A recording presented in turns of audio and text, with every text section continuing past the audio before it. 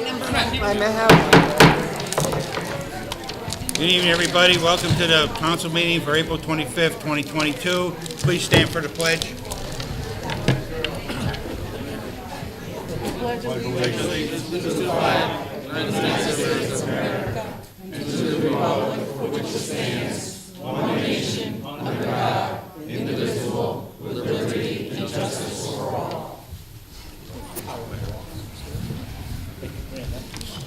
Clerk will take roll call.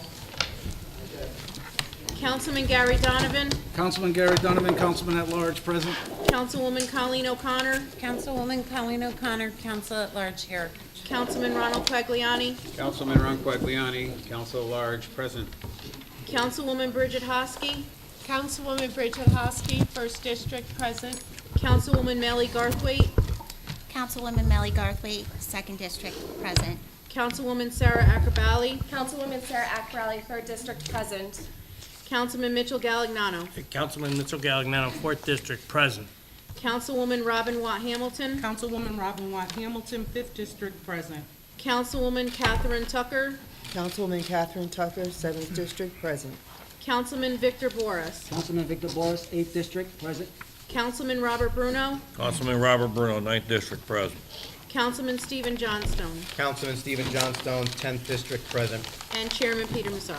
Chairman Peter Massaro, 6th District, Councilman present. And we have a full house, Mr. Chairman. At this time, we're going to turn it over to Councilman Gary Donovan for the public hearing on lands.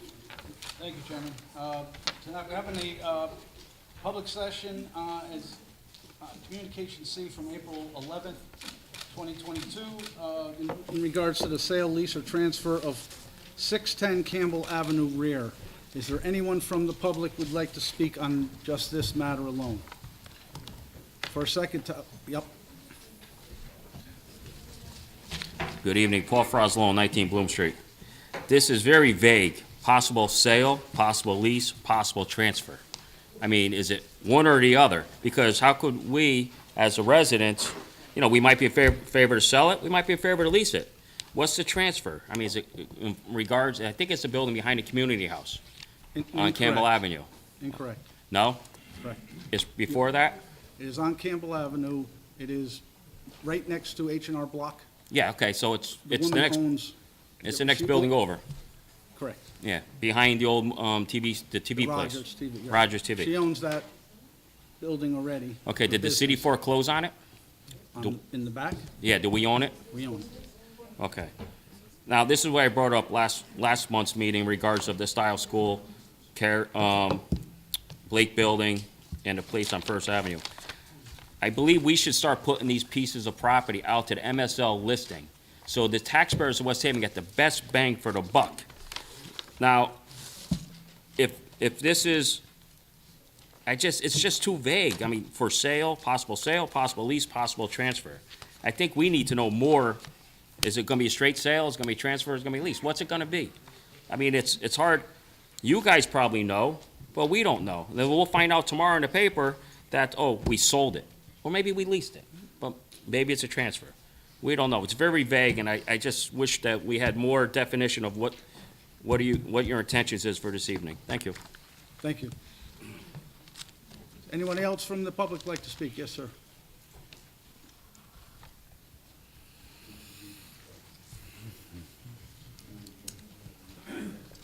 Good evening, Michael Stone, Attorney Michael Stone from New Haven. I actually represent the proposed purchaser, and my understanding is it would be a purchase, so it would be a sale. Marie Lee, last name is spelled L-Y, who I do expect to be here shortly. As the council, I'm sure, is aware, this has been a proposed transaction that has been ongoing for a number of years. So this isn't just this just kind of spontaneous land that became available, and my client just happened to be in the right place at the right time. She's been in contact specifically with Corporation Counsel on an ongoing basis. As you may be aware, and as the public is becoming aware, there was an ongoing foreclosure, so it took a very long time for the city to take title. As you stated correctly, my client does own the former TV repair facility or operation. She owns that building. She also owns and operates the beauty supply and salon across the street at 611 Campbell Avenue. So my client has been contributing to the business and the tax base of the city for several years. She has an ongoing business and an interest really on both sides of the street with that particular parcel. And maybe most importantly, this piece of property will require a lot of work to rehab. Structurally, it really just, it has to be demolished and rebuilt. There may be environmental issues, at least at phase one. So she does intend to put substantial time, money, and effort into this. So, and I think that would be helpful if the public is aware of it. Thank you. Thank you. Anyone else from the public like to speak on this? For a second time, anyone else from the public? For a third and final time, anyone from the public like to speak on this matter? Seeing none, public session is closed. Thank you, Chairman. Thank you, Councilman Donovan. Now we'll open up the floor for public session. Anybody would like to speak for public session? Mr. Frazalone? Good evening, Paul Frozlone. I want to welcome everybody here this evening for taking time away from your family and your loved ones to be here. 19 Bloom Street. Thanks, Steve. Yeah, just real quick, I'm glad the attorney got up and represented that lady in regards, now we know it's a sale. But was it publicly was there notice that a city entity is going to be for sale? Was there a sign put up? Is it the highest bidder? You know, I understand it's adjacent owner, so it would nice to see the adjacent owner. But we're a struggling town right now financially, and we need every penny that we could actually get.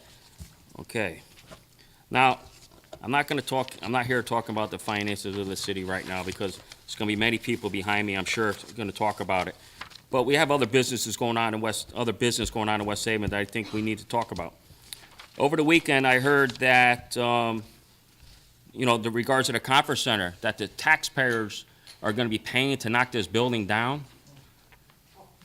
And if that is true, that's the most ridiculous thing that can't imagine. I mean, I'm not against the brewery. I like the idea of the tap room, the restaurant. I don't like the idea of a 40,000 square foot manufacturing plant on Beach Street, on Ocean Avenue. I really think this would help out the 3rd District, which I live in, is why don't we talk to the brewery and talk to the Haven and have the brewery go over across from where Bilko is or across the street from Lorenzo's. Think about this. You could kill 2 birds with 1 stone.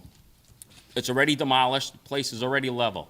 They could build. They could actually put docks up where boats could actually come right up to the restaurant like we do off Las Olas Boulevard or Oakland Boulevard in Fort Lauderdale. People could dock their boats, go into the restaurant, the brewery, and eat. I think it's better. I don't think the taxpayers should flip the bill to knock the building down. That is crazy. I don't understand who would negotiate that. I mean, if our attorney is doing this negotiation without your input, I think we need a new attorney because he's not looking after our interests.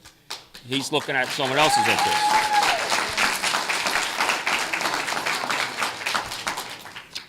So think about that. I think the brewery should go down where the old Bilko site is. I think that's a no-brainer. It'll help. That could be the kickstart of that project.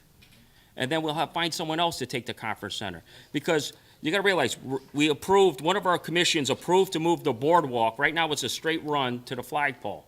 Now we're going to move the boardwalk along the fence area. So the brewery is going to have a outside patio where the existing walkway is. So if we're knocking the building down and they're going to build a new building, let them set back off the current sidewalk, the easement, because that was an easement established under the Guerrero administration even before that. I just think, in my personal opinion, the brewery belongs down there, Bilko. It's a no-brainer of the amount of boaters we have, like Sage, whatever it is over there. People dock their boats, go in, eat, and then they leave. Another thing. this body in front of me tonight has the ability to call back the Charter Revision Committee. You could recall them into session, okay? And then you could relook into the charter, okay? You might not be able to get stuff on to this November's election. There's very certain things that they could look into. You could redo the whole chart again, but I talked to a few of them. They're willing to represent us again for charter revision. And if we did approve it 2 years ago, a lot of us would be home and are watching TV right now, because we would have had a city manager, and we would have been able to come up with a conclusion of what happened, and we could have let the city manager go. But right now, like I said 2 weeks ago, our charter doesn't allow us to remove our mayor. So unfortunately, that's how our charter was set up, you know? But it's sad to see everywhere I go, I'm in Costco, walking into the men's room, and people are asking about West Haven. I can't believe what's going on in West Haven. I can't even go to the bathroom without people bothering me about West Haven. It's kind of sad. But you guys got your work cut out for you. I know there's a lot of people who want to speak, but think about calling back the Charter Commission. They could look into this, and they can maybe get something on the ballot. I'm not 100% sure for this November, but for the future residents of West Haven, we need to get accountability back into our city government. Right now, we don't have it on this side of the wall, okay?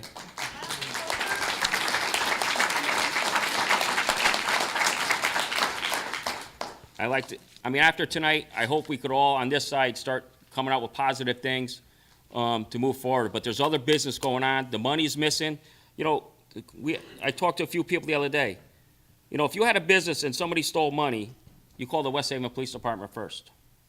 They come in and do an investigation. Then if it's out of their scope, they'll call in the state, or if it's out of their scope, they're going to call in the federal government.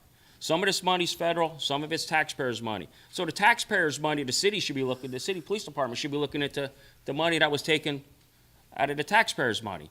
The federal money, the federal government's going to look into, under the Attorney General's office or whatever. But was the West Haven Police Department ever notified? Do we have insurance for this theft of this money?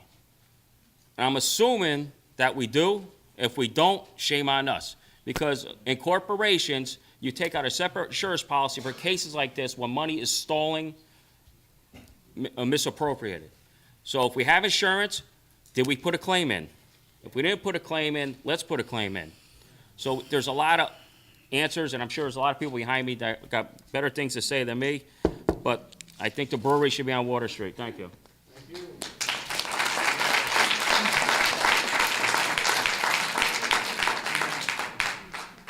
Mr. Mullins.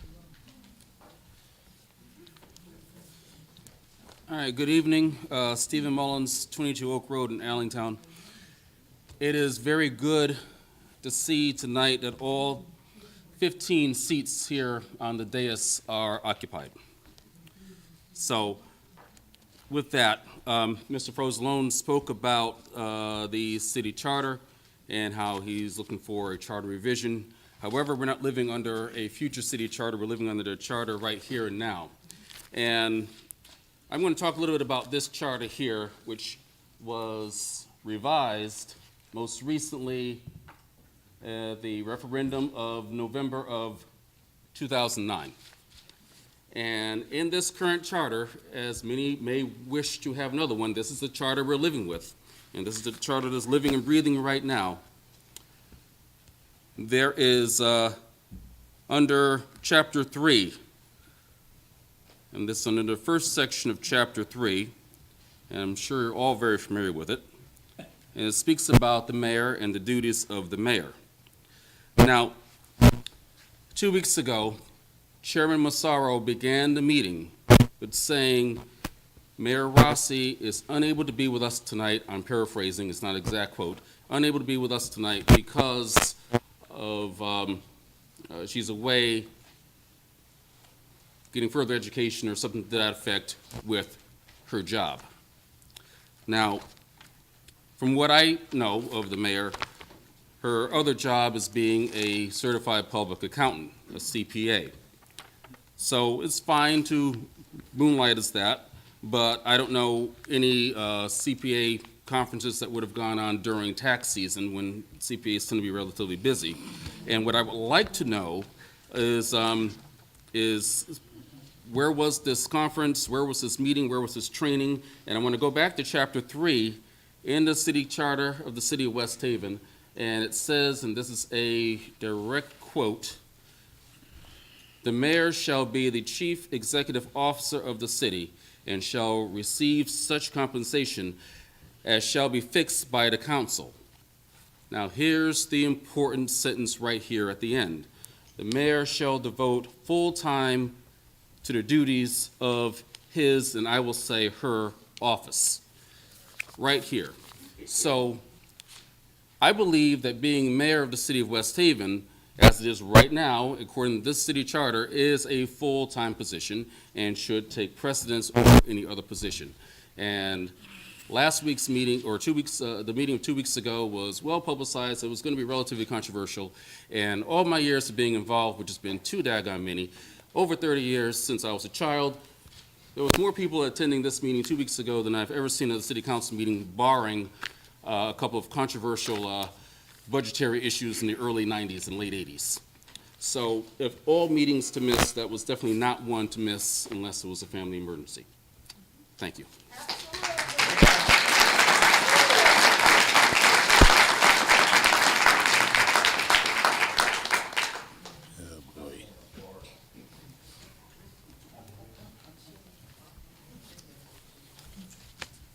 Thank you. Ed O'Brien, 36 Platt Avenue. I am here to once again call for the mayor's resignation. I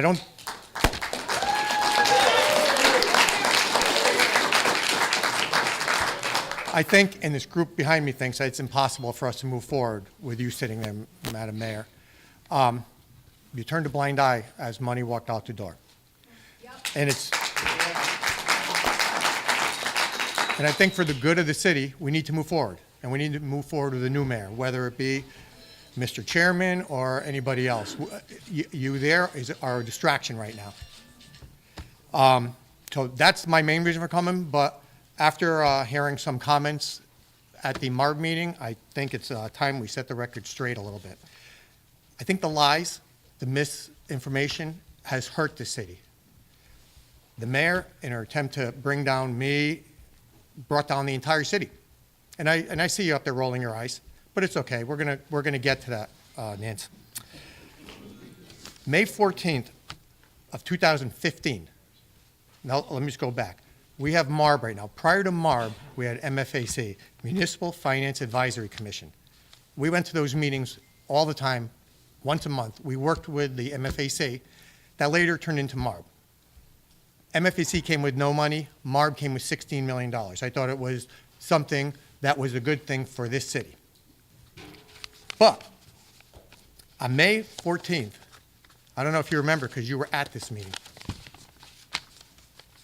the commissioners acknowledged that the current administration inherited a significant deficit.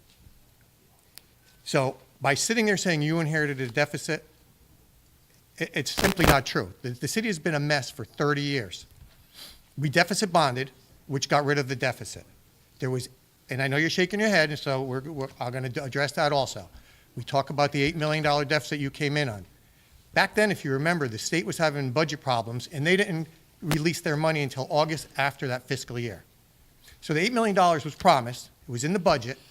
Technically, there was an $8 million hole, but you knew it was coming. I knew it was coming. It was very clear. It was coming that year, and it was coming the following year.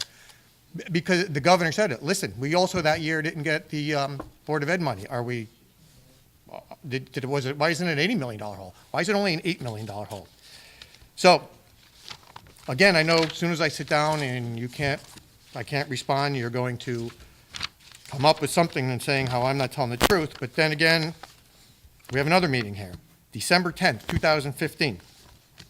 Given the level of cumulative fund deficit anticipated for June 30, 2016 in the general fund, and here's the important part, as well as the internal service funds, a deficit borrowing to eliminate the deficit is probably the only option available to the city. Now I know Nancy wasn't here last meeting, but she made a point to be at every single MFAC meeting when I was mayor. She was there. Not only that, Tom Hamilton was the chairman, who's on MARB. And it gets even better. My good friend, and I really do mean that, my good friend Scott Jackson was a member of MFAC. So they all know what's going on. It doesn't make sense. So to sit there and just tell lie upon lie for the last 5 years about where the finances are in the city, look what's happened to our city. Look where we've come to. You can blame me all you want. I was in office 4 years. You've been in office 5 years. And I worked with the MFAC. So I just want to make that clear. Anybody, the press already has all this, is willing to look at Facebook, Ed O'Brien on Facebook. I'm going to post all this.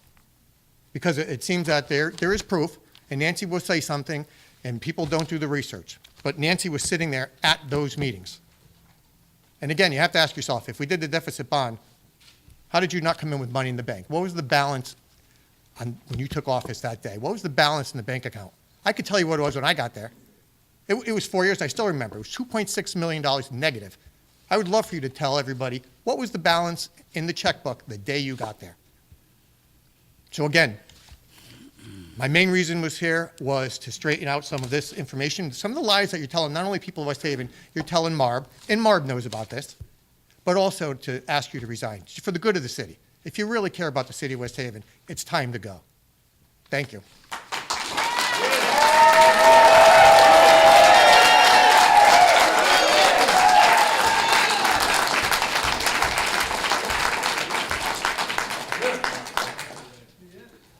Yes.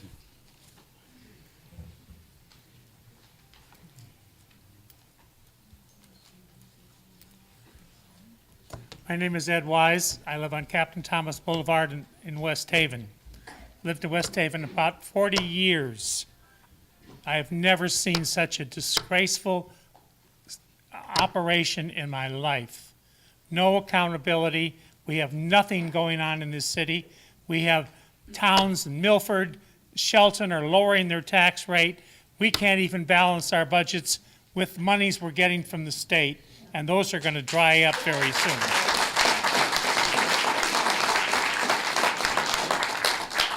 When those monies dry up, our taxes are going to go up, or our services are going to disappear. There's no doubt in my mind. We have no economic development in this town at all. None. We have a housing stock that is outdated and certainly is not conducive to young people moving to this town and starting families. We have a $100 million railroad station, and we have zero, not 10 cents worth of economic development as a result of that TOD up there. Not 10 cents worth of economic development, and it's been there over 5 years. Wallingford got a train station, and they have 2 apartment complexes being built in the TOD, and they only got it 2 years ago. Madison just got a new train station last year, and they have a new development going in the TOD. What's wrong with West Haven? Do we not have people that are capable of working with developers? Are we that? What's wrong with us? New Haven right now has almost 900 new apartments. And I'm not talking low income. I'm not talking about apartments that are subsidized by the government. I'm talking about apartments that young people, young professional people are moving into. 1 and 2 bedroom apartments that are renting for $2,000 to $3,000 a month. And they're begging for more. They're begging the city to allow them to build more. We don't have one. We don't have one development in this town right now on the drawing board that's ready to go to construction. We don't have one Class A office building in this city, not one in the entire city. A Class A office building ready to conduct business in the 21st century.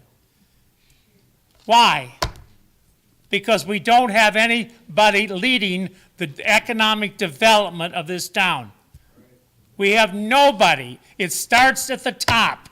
It has to change, or we're going to go right down the tube. We're going to be a third-rate city. I tell people where I live, and they laugh. And they say, "Are you involved in that mess?" They actually ask me that question to my face. I'm ashamed to say yes, but I'm trying to make it better because I want them to know that I'm not happy.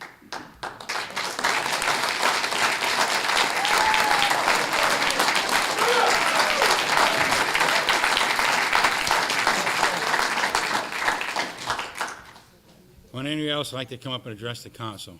Yes, sir.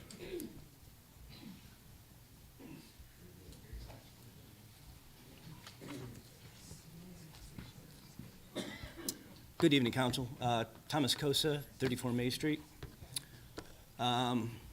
So, my last time I was here, I kind of gave a little lesson on honesty and trustworthy, commitment, integrity. All right? You weren't here, Mayor, for whatever reason. I really don't care. But you made a commitment to this town. You made a commitment to these residents. And for you not to be here was absolutely disgusting.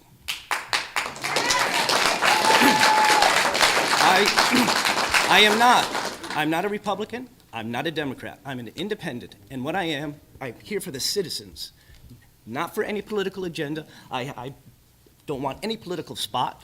I don't want to sit up on the council. As I said last time, we're tired. And for what this city is going through, you have the gall not to be here during that last meeting. It's unacceptable. Unacceptable. And 2 weeks ago, we wanted answers. That's all we wanted is answers. And you know what we've gotten through this whole mess? Nothing. All we've got is finger pointing. You're finger pointing at O'Brien. Everything is the other administration's fault. That's not the case. This is your watch. You said it. I have your message right up here on Facebook that says, for the messenger from I will work. I take that back. Let me see. We will look for ways to do our job smarter and at lower cost to taxpayers. Horse crap.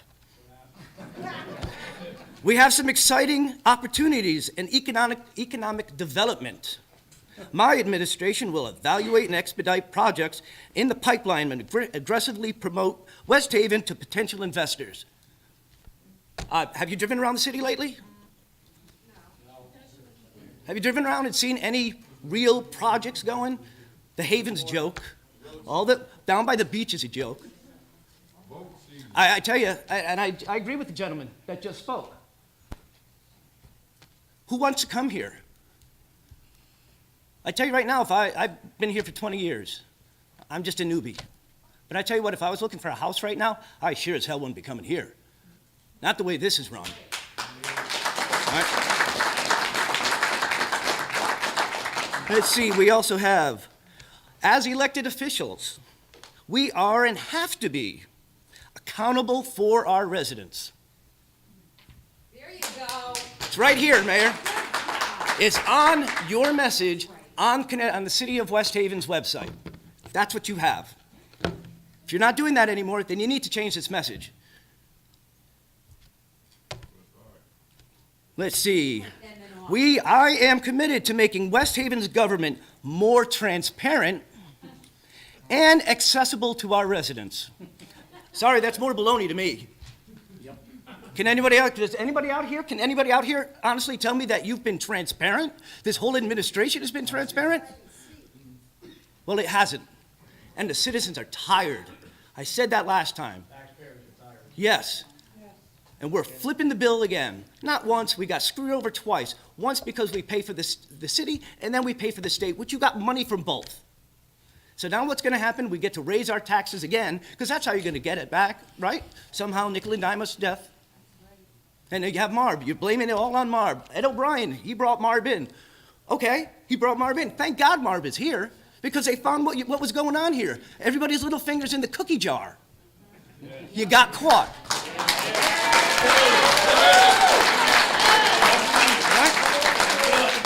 caught. Plain and simple.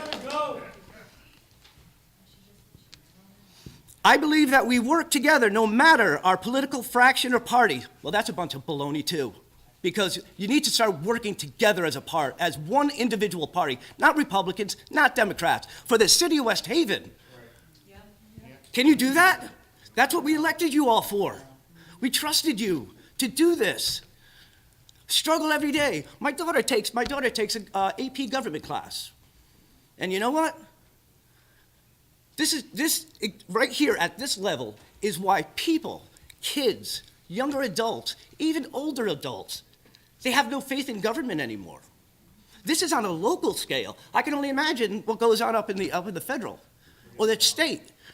These kids look to you all to see what's going on and how it's supposed to work. I tell you what, I can go out on the street, I can go to a school, probably, go to high school, go to one of the middle schools, and ask them if they trust this government here in West Haven. How many of you think I'm going to say yes? That's on your watch. It's not on Ed's watch. All right? Let's see, what else do we have? Yeah, with all the... No, I'll just leave it the rest of it alone. But I'm going to tell you, it's disgusting. And I would like to say thank you to the council who voted for the no confidence of the mayor, but shame on the individuals that decided the next day to turn around and take that away. Shame on you. Shame on you. Right? Shame on you. You mean to sit there and tell me that the residents that you were in a district for called you up and said, oh, no, we don't want that, because I think that is not true. Baloney. For a lack of a better term, yes. That's baloney. All right? And you should be ashamed of yourselves. There it is, trustworthiness and commitment. None. Absolutely none. And you can all sit up there, a lot of you can sit up there and stare at me, roll your eyes, just like the mayor said. The last time I was here was the same thing. You are here to serve us. We're tired, and we want answers. We want answers, and you're not giving us any. You start at the top, Mayor. You're at the top. Why are you not giving answers? No, this is not a personal attack. I don't know anybody on this board. I really don't. All right? This is nothing personal. All right? You are all probably very nice people on the outside. This has pertaining to your job. I can split the difference between job. If I knew you, sir, and you were my friend, I'd still be doing this, but we'd go out for a beer afterwards. I guarantee you that. All right? This is not personal. This is being people held accountable for the jobs. Absolutely. And that's all we're asking. That is all we're asking. I don't think it's that hard. I also, the first speaker brought up the charter. So maybe every one of you should sit there and read Chapter 17, Conduct, Code of Conduct and Ethics. It's a very short one, but it has a lot of good stuff in there. And I tell you what, I sat there and read it over and over today, and I could put little check marks to quite a few things that are not done. Stuff that conduct that should not be coming from you all, and the ethics and ethical stuff that you broke. It's so sad. It's so sad. Yeah. On a positive note, I would like to say thank you to the City of West Haven for the putting the plaques up from the American Legion. I appreciate that. I did work with Beth Sabo on that, and I'm very happy to see that the plaques are in good condition and not sitting out in the rain or anything like that. So kudos to you all for that. But please do us a favor. Don't be ostriches. Get your head out of the sand. All right? We don't want to look at your butts. We want you to talk to us. All right? We want you to talk to us. We as residents deserve answers. And we're not getting any. And I voted for you, Mayor, 2 terms ago. They vote for you now. But I tell you what, I hope that you did a good job. Well, and I apologize to any of the council up here that is just brand new first term, I'm sure you didn't want to get into this crap. And I don't blame you. Because you guys have more guts than I do sitting up there. So thank you for that. You're taking the heat, and I appreciate it. That's their job. It is their job, and they're being paid. And also, I'll go there. I don't care. I'm up here.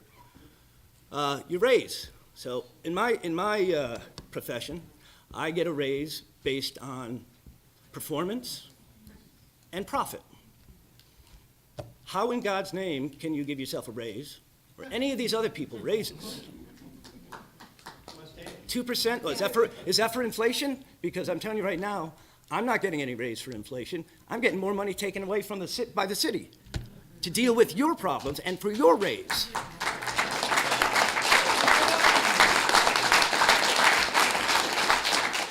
How about addressing that? How about taking some of that money and doing something good with it instead of giving a little pat on your back? Get the money back from all those people that you gave bonuses or overtime pay.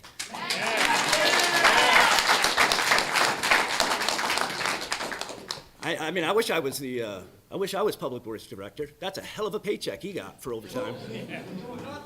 And I know Tom, but I tell you right now, it's a shame. $10,000 to put up signs in City Hall? What kind of signs were they? Please tell me, how much? 30,000. Put up signs in City Hall. Please explain to me how $30,000 went to an individual for putting signs up. I'm sorry if I'm boring you, sir. I'm sorry. But this is my opportunity to sit here and talk and vent my frustration with this city. So if I'm boring you, I apologize. So, do your job. Do your job. You made a commitment, do your job. All right? Stop. Stop the crime. Let the state come in and let them clean house, because that's what needs to happen in the city. And again, thank you for doing what you did. Appreciate it.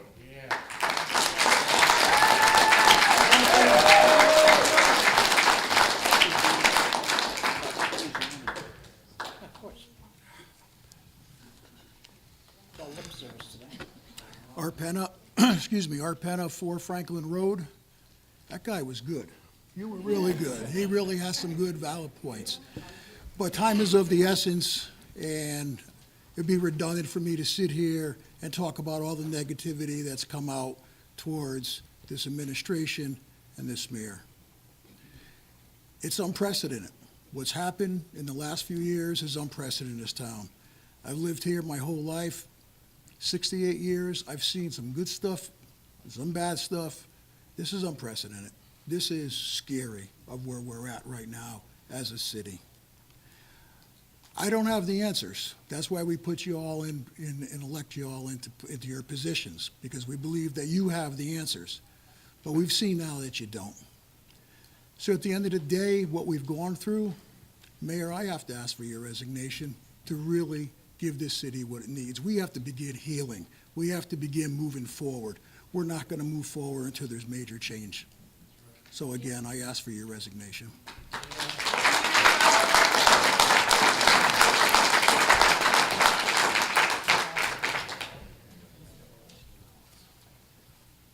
Good evening. I know my name is Sammy Rivera, 14 Hamilton Street. Apparently, I'm not going to be very popular right here, but I just want to ask a couple questions here. If the mayor decided to fire everybody who was responsible for the failures that let her down, is she able to? Is she able to go across the board to every single department and say, you let the city down, you let me down, you made me look bad, and now it's costing everybody money. I put you in a position to now create a job, and that was to serve the people here of West Haven. Everyone had a job. Everyone failed West Haven. It's all over the news, whether it's Public Works, whether it's the tax office, whether it's people stealing money, taking money, whatever. Everyone had a job. I own many businesses here in West Haven, and I have managers. And if they fail, I fire them.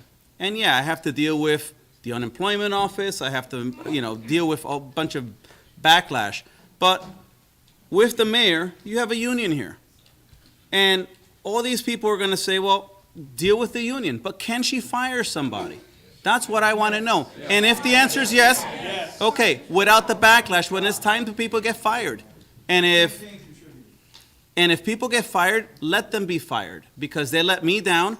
I'm paying over $65,000 in taxes. Okay? And I don't want to pay those taxes for the results that we're getting, but it's not just the mayor.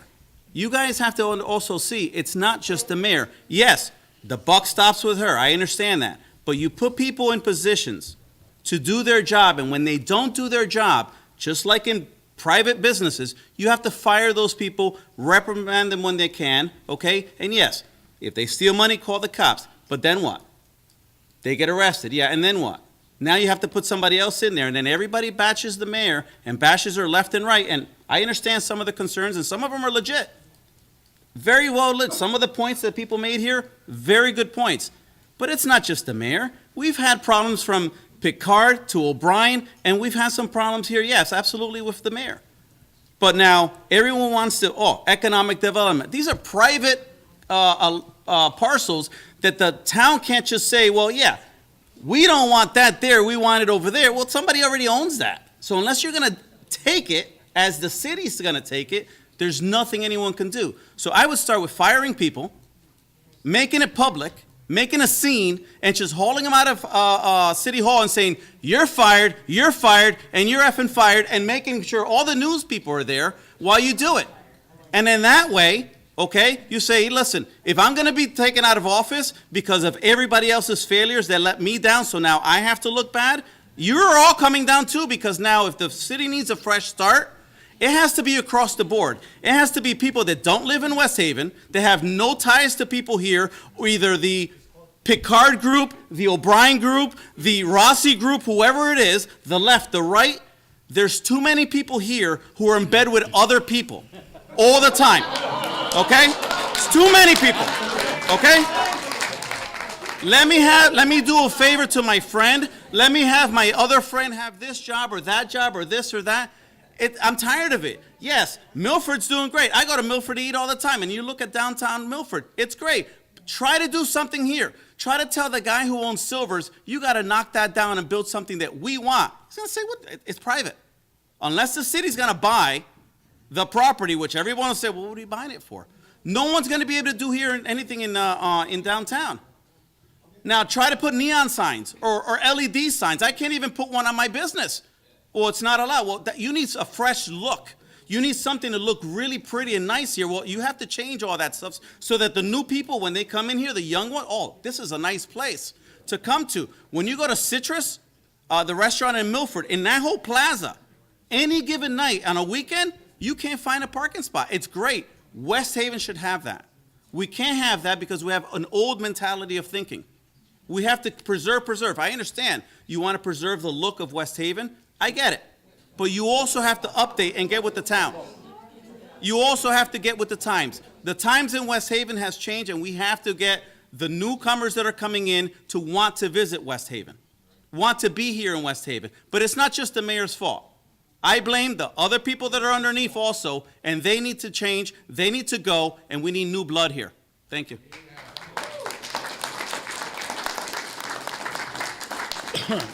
Yes, sir.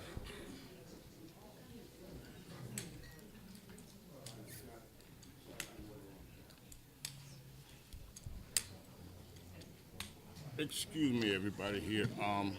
I grew up here, but I was going away. Your name, sir, and your address, please. Oh, my name is Ronald Smith, 156 Main Street, West Haven. Thank you. I was a watercraft operator. When I came back here 5 years ago, I looked down the harbor down there, and all these houses are abandoned. I don't know what the project was because I wasn't here. But for the last 5 years, that property's still abandoned. Nobody's done anything to it. That's a long time for something to make money, and it's not making money. Government facilities, if you put a government pier down there, something to bring in government dollars. The pier come in, the money comes in. I'm a boat operator. I'm an Army boat operator from the facility that used to be in Bridgeport, the Army facility there. Bring some boats. Put some boats along that waterfront. There's not one boat from that bridge to Milford. Not one. At all. So, bring some business to the town. Thank you. Thank you. Thank you.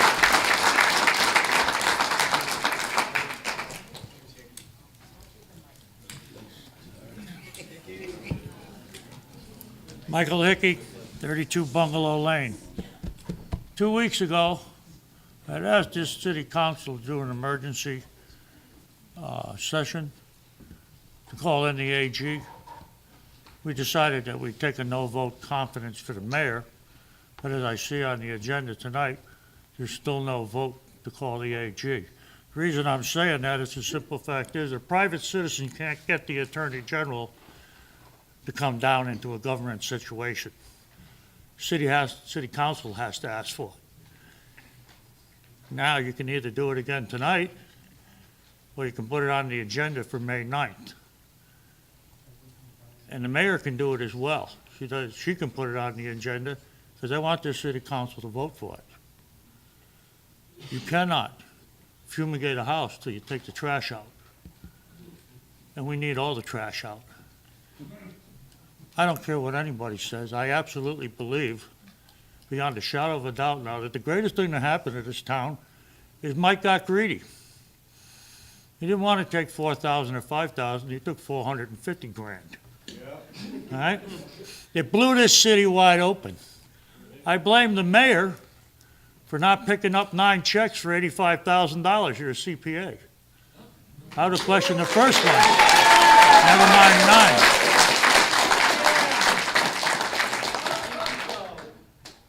This city cannot investigate itself.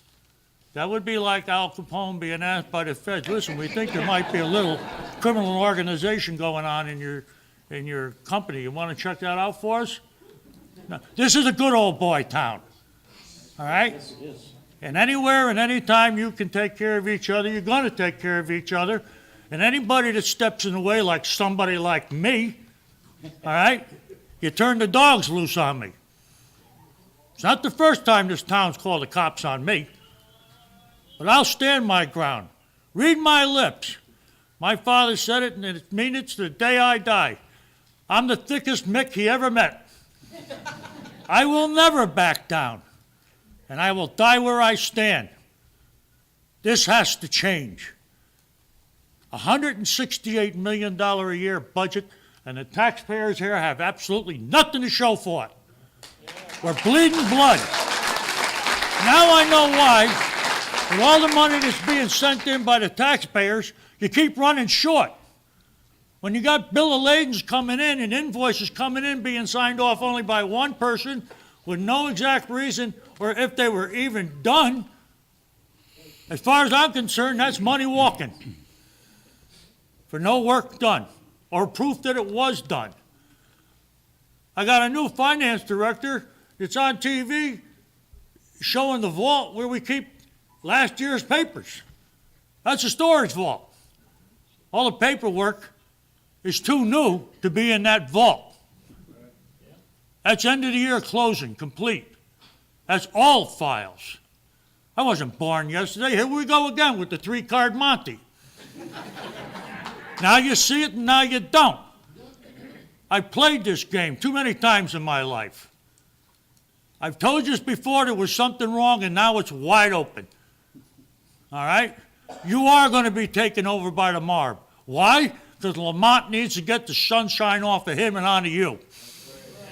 All right? Because he's in trouble for $1 billion or more. All right? This is what happens when you don't pay attention. This is what happens when you get taxpayers that come up there constantly consistent and telling you there's something wrong and you ignore them. I'm not here because I got nothing better to do. I'm here because I'm going broke and nothing to show for it. That's what I'm here for. Our city is a mess. As for the Haven, I read The Voice, and if Carney is right, at $1,000 a square foot, you are not going to see that Haven go up. That's gonna go from 200 million to 400 million. They're not building a mall. Especially when Westfield over here in Milford can barely survive. All right, they're turning that, half of that's gonna wind up being apartments. All right, and exercise centers, and the kids' hangout for the babysitters. You have to do this. You need to step away. I know you would love to hold on to the power, but now you gotta turn it over to the Attorney General. You gotta let him come down with the monsters. And trust me, I worked for a corporation that was worth over $5 billion. There was no such thing as not having the paperwork. And I had people come down and make sure that my paperwork and my filing cabinet jived with the girls in the office. And any inventory I had to be responsible for, and I had to know where it went. They don't stay rich because they let millions and millions of dollars just walk out the door. And these are two Hispanic brothers. All right, and trust me, they were the toughest kids on the block. And the company is called True Green. Now straighten out your act, make this vote happen, because if you don't, then maybe the citizens and us need to go up to Hartford and ask and parade in front of the governor to get the AG to come down, since you don't want to do it. You don't have a choice any longer. Thank you.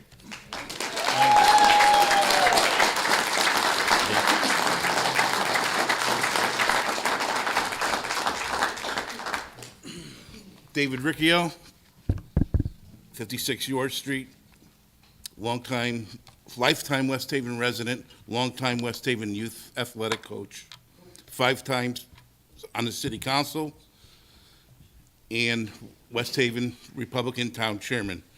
On behalf of the West Haven, before I begin, I want to reaffirm what your appointee to the zoning board just said. You should start with firing someone. And you should start with firing yourself.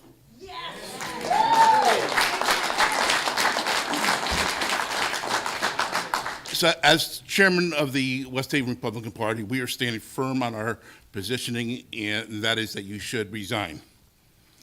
Now, speaking about not standing firm on your positioning, I was very shocked to read shortly after that the individual that made the motion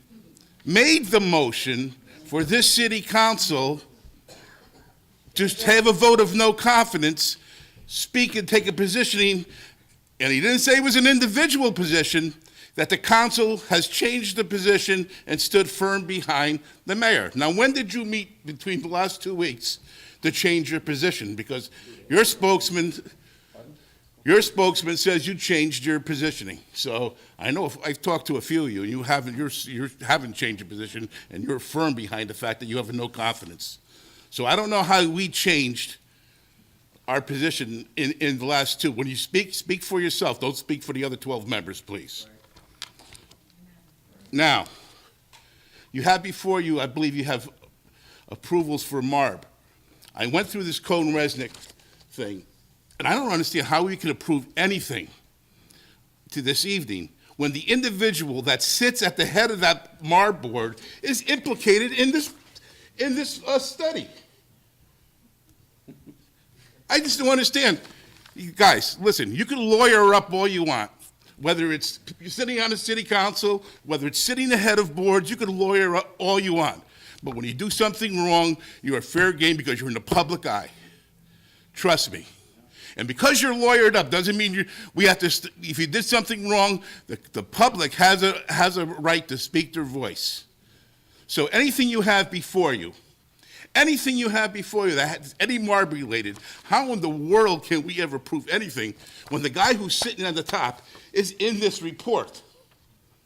How in the world can you make that decision? You represent the people of the city of West Haven. Each of your districts and your 3 at large, you are the representatives to do the right thing. And when you sit on the city council, just think of this. What would my constituents want? Because you're their voice. Okay? Now, I know one thing. When this COVID money came out, she was dealing the cards, as you can see. 80 to 90% of the names here are associated to this regime. COVID money was not to be given out to the chosen few within your regime. But somehow you thought the public wasn't going to find out. And boy, were you wrong.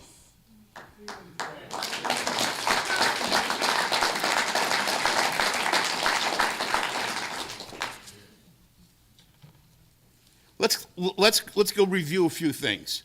The finance director is hired by the mayor.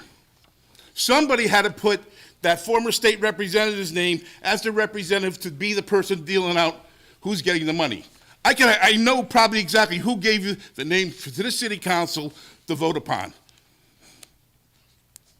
That person should be fired. I think we all know in this council who that is. So, end this, I just wanted to say this. We shouldn't be making any decisions of any monies, any approvals, when you have individuals that are sitting at these boards telling you what they want is implicated in this study until we see what is right and what is wrong. And if Mr. Jackson's going to come up here and say, well, we have some things, well, you know what?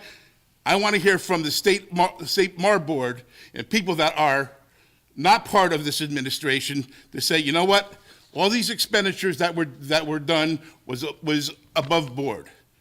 Certainly not going to take the opinion of a finance director that is hired by the mayor. Thank you.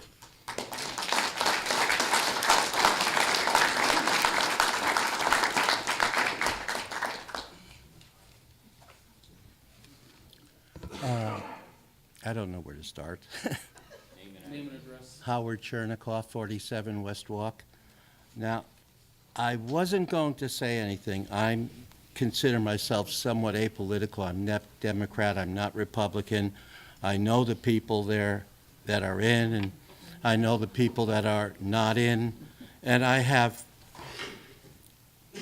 no feelings, so to speak, on this.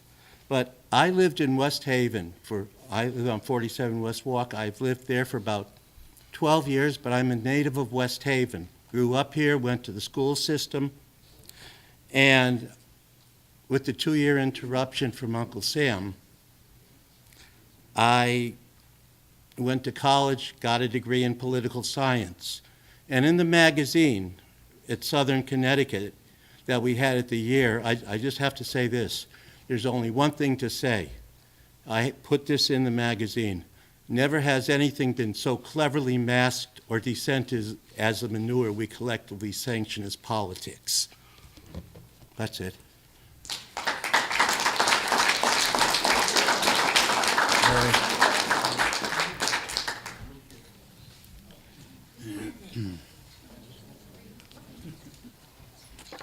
Good evening, everyone. Barry Cohen, 232 Morgan Lane. And I'm probably going to disappoint a lot of people because they said, go get him, Bar, and you heard my frustration, my anger, and my pain last time. And I have to tell you that I think it's an understatement for any of you sitting up here or sitting back here that a number of us have had a few sleepless nights since the last council meeting. Just this weekend, I shared my sadness with a member of the clergy who recognized and reached out to me because of the pain and frustration that I and others are experiencing. I also sought support from a rabbi for guidance, and together we prayed. And even so, tonight my heart is truly, truly heavy. As you would suspect, because I am the Republican mayoral candidate, that others have strongly advised me that it would be far more beneficial for me to sit back and watch the show, as they say. Well, people that know me know that I never sit back, and I basically get up a few times for intermission in between. But one of my closest friends that I've known for decades said to me, Barry, you're a better man than that. And it made me think. It made me think this weekend. I know that Nancy and I do not agree politically on a lot of things. We simply don't. but I need to believe that she too is a better woman than her recent actions and absences have demonstrated, although inexcusable. And with that, I told you it'd be a soft touch tonight. With that, I want to remind her of her recent social media posting because I believe it speaks volumes. And I'm going to read it. I quote, "Trust doesn't come with the refill. Once it's gone, you probably won't get it back. And if you do, it will never be the same. And that's a fact." And that, as many people know, that I talk about trust and transparency all the time. And as you know, last time I always went back to that public service is a blessing that we all hold dear, and I know that all of you do hold it dear. But if you don't have the trust of the people and you don't have the trust or confidence of your inner soul, all I can say is, Nancy, please listen to all those that approach the podium this evening. Truly listen. Deep down, you know what you must do to begin the process of allowing the city to heal and slowly recapture trust in our government.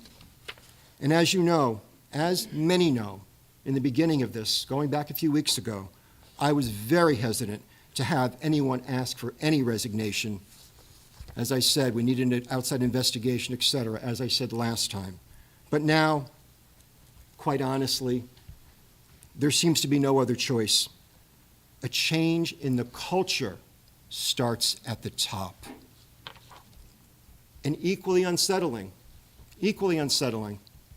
has been the attempts to rewrite history by certain council members within days after the unanimous no confidence vote.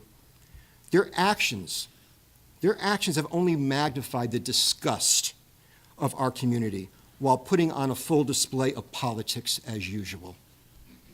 This is exactly why Marb admonished Ms. Rossi. Shame on you, shame on you. When senior councilpersons state the entire council supports Ms. Rossi, or that she is an irreplaceable team member due to her refusal not to resign, is outrageous and incomprehensible.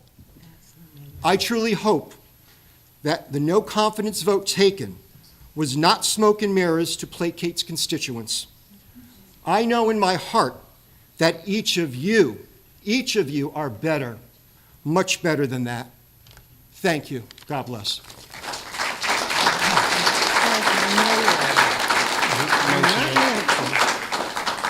He doesn't disrespect the seat. Yes, ma'am.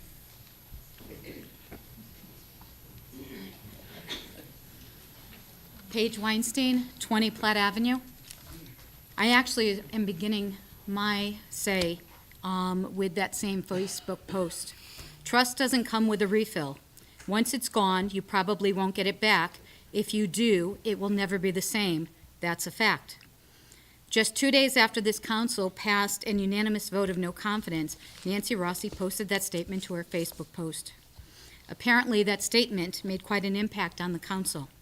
The day after that post, Councilmember Mitch Galignano stated Mayor Rossi is on the right track and the City Council supports her.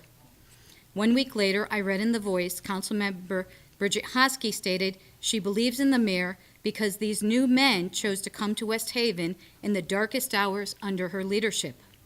I surmise she is talking about our new finance director and new procurement manager. I will let everyone make their own decision as to whether these new employees took their positions because they had faith in Nancy Rossi's leadership. I would like to read to you another statement that you all agreed upon that hopefully makes as much or more of an impact on you as Mayor Rossi's Facebook post.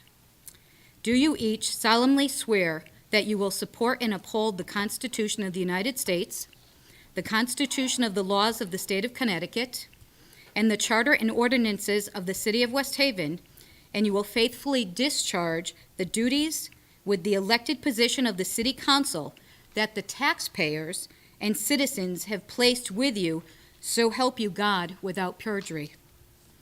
Please let this serve as a reminder, whether a constituent voted for you or not. You swore to faithfully discharge your duties for the taxpayers and the citizens of West Haven. Tonight, you will address 2 items of concerns for residents. ARPA money, as there is a serious lack of trust for this administration, certain council members, and especially the ARPA board, please table the vote until after the governor's decision on the Tier 4 designation. We would like state oversight before more federal money is spent. With the lack of trust in this administration and the concern of our city's council's investigation being done by members who may have a conflict of interest, I request the investigation committee be made up of only first-year council members and they hire their own legal counsel.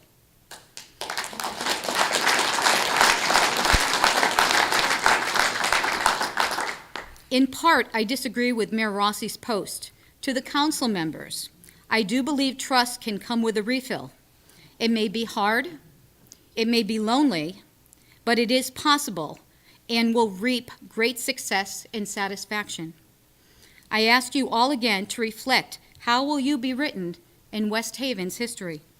However, for Mayor Rossi, that chapter has been completed.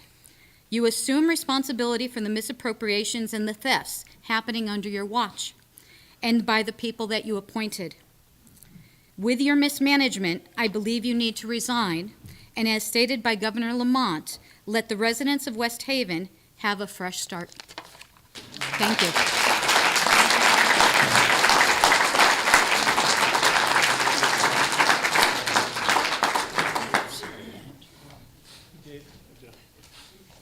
Jay Borelli, 84 Ranchwood Drive, West Haven, Connecticut. Let's see, I've lived most of my life here. You gotta in talk to West them. Haven. I've lived most of my life in West Haven. I know some of you guys. I know Dave when he first sat on the council. I've come from a family where people have sat in that chair and those chairs over there, and I am a Democrat. But, you know, and I can agree with almost anything everybody has said here tonight. I've watched some of the meetings on, YouTube, because I like to keep abreast of what's happening. I probably haven't, as many of you here have, not been involved as much as we should have been. But like the thing that we have here, and Barry talked about culture, I'm going to talk about behaviors, because like the actions you take are almost all reactive, okay? Whether it's a vote of no confidence or restating your incompetence, but what are your behaviors? And like, I don't see much change, with any of your actions. Robert, I think 2 weeks ago, you asked to see the people from the Havens. We had somebody talk about 2-3 months ago that it was in our hands to look into that like 10 months ago. That's 8-10 months too late. And I appreciate everything everybody does, but all you are is reactive.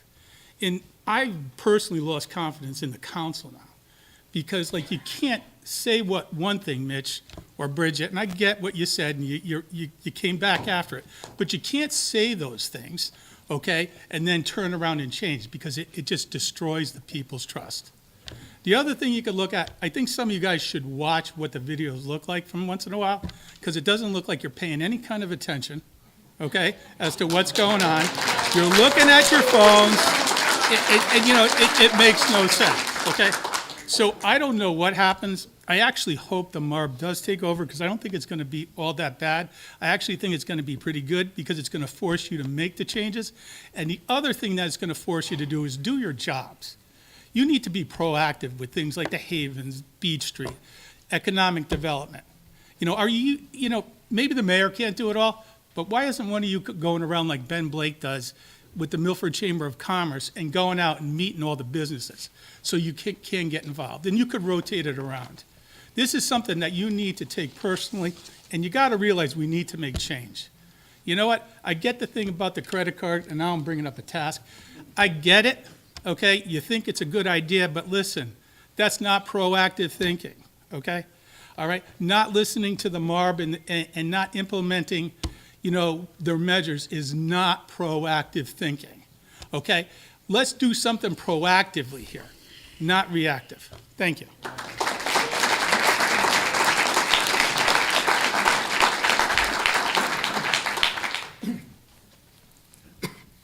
Hi, my name is David Carr, 29 Lake Street.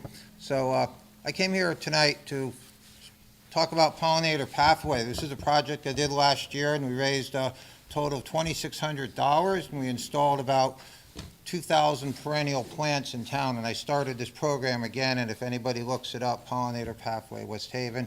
And my other thought was a thing I've talked about in the past is our future, because I'm interested in what we're going to do next. I'm always a very future-focused person, because everybody's here now because of what's happened. But what we do next is most important. And what we do next is we have to realize that any community that succeeds, it succeeds because of the people who are paying the taxes, and then they're putting this money out and they're investing it in their community. And the people have this strange little position of they get to vote every now and then, and they supply people with trust. And I really respect everybody up here, and I can imagine, you're sitting here in a meeting, you can't stare at the camera all the time. I'm sure you watch the meetings, so I have no problem with anybody who sits here, and I really thank you for your work. But if people come up and they pay their taxes, and now the people are going to have to pay up another $2 million for this lost money. So how much does that cost for a $6,000 taxpayer? I haven't figured it out. It's probably about $80. But everyone's going to kick up $80 for this $2 million, which is terrible. So what we do next is most important. We have to think about what we do next.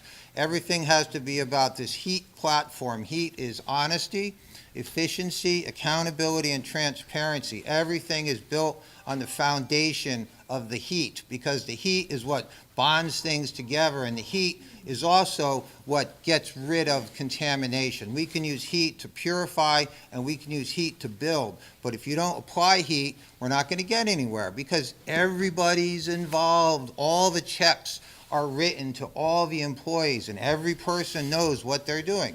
You know, an amazing thing I think about, right now, everyone in the world is doing something, right? 7 billion people are doing something. They're eating, they're sleeping, they're doing something.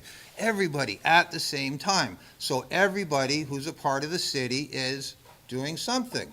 So I don't know what anybody's doing. I don't know what Mayor Rossi knows. I don't know what anybody knows. But I know that eventually people are going to find out, and the investigations are going to continue, the U.S. Treasury, people are looking at federal money. We're going to find out eventually, but we're all helpless, so we come here and we hope for something better. And then we go home, because what else can we do? So please, honesty, efficiency, accountability, and transparency. Regarding the brewery at the Savin Rock, I don't think the city should have to take it down. It's a great location. If someone wants to go there, they should invest in the town. Regarding the brewery, also, they're putting a new brewery over on River Street, I heard about. So boats are going to drive up over there off the Quinnipiac River. That's going to happen next. And the Havens. The Havens is an assembled 10-acre parcel of property that was assembled, and people own this property. They can do what they want with it. It doesn't matter. No one here can make anybody do anything at the Havens. They put their fence up around it, they mow their grass, they pay their taxes because they bought that property. I think that's going to turn into some nice high-rise apartments with maybe some nice, mixed, some type of, maybe, I don't even know what they're going to have, but they're going to have nice apartments like New Haven does, because that's what people are doing. They're coming up from New York. I work as a self-employed fiduciary. I don't get a raise. The only way I get a raise is if people hire me. I don't get a raise. I own it myself. And people are coming from New York, and West Haven looks really good. It looks like a steal for people who are down in New York paying $25,000 a year in taxes, and they're selling their places that are worth $2, $3, $4 million, and they're coming to Connecticut and going, ha ha. So don't think West Haven's going to be overlooked. It's a beautiful place. People see it everywhere. So let's just keep moving ahead. What we do next is most important: honesty, efficiency, accountability, transparency, and thank you for your good work. Thank you. I know, right to this time at the dump. Tommy Strappa, 327 Washington Avenue. I came last meeting too. I just want to say what I said last time. I'm a retired resident of West Haven. I'm on a fixed income. This is going to hurt, whatever is going to come out. One thing I want everybody here to know, I don't think anybody's a bad person on this board. I think you're all actually good people. But I think what I want you to know when I leave here, I want you to think about one thing. Do you think these people here think you're the right people to fix the problem that we have now, and we're not even sure how big it is. We only know it's 2 million here, 1.8 here. Do we really have our arms around it? Can we get our arms around it? So I'm gonna leave. I don't wanna belabor you, because I know you're getting beat up pretty good, and you're all good people, and I know most of you, and I love you.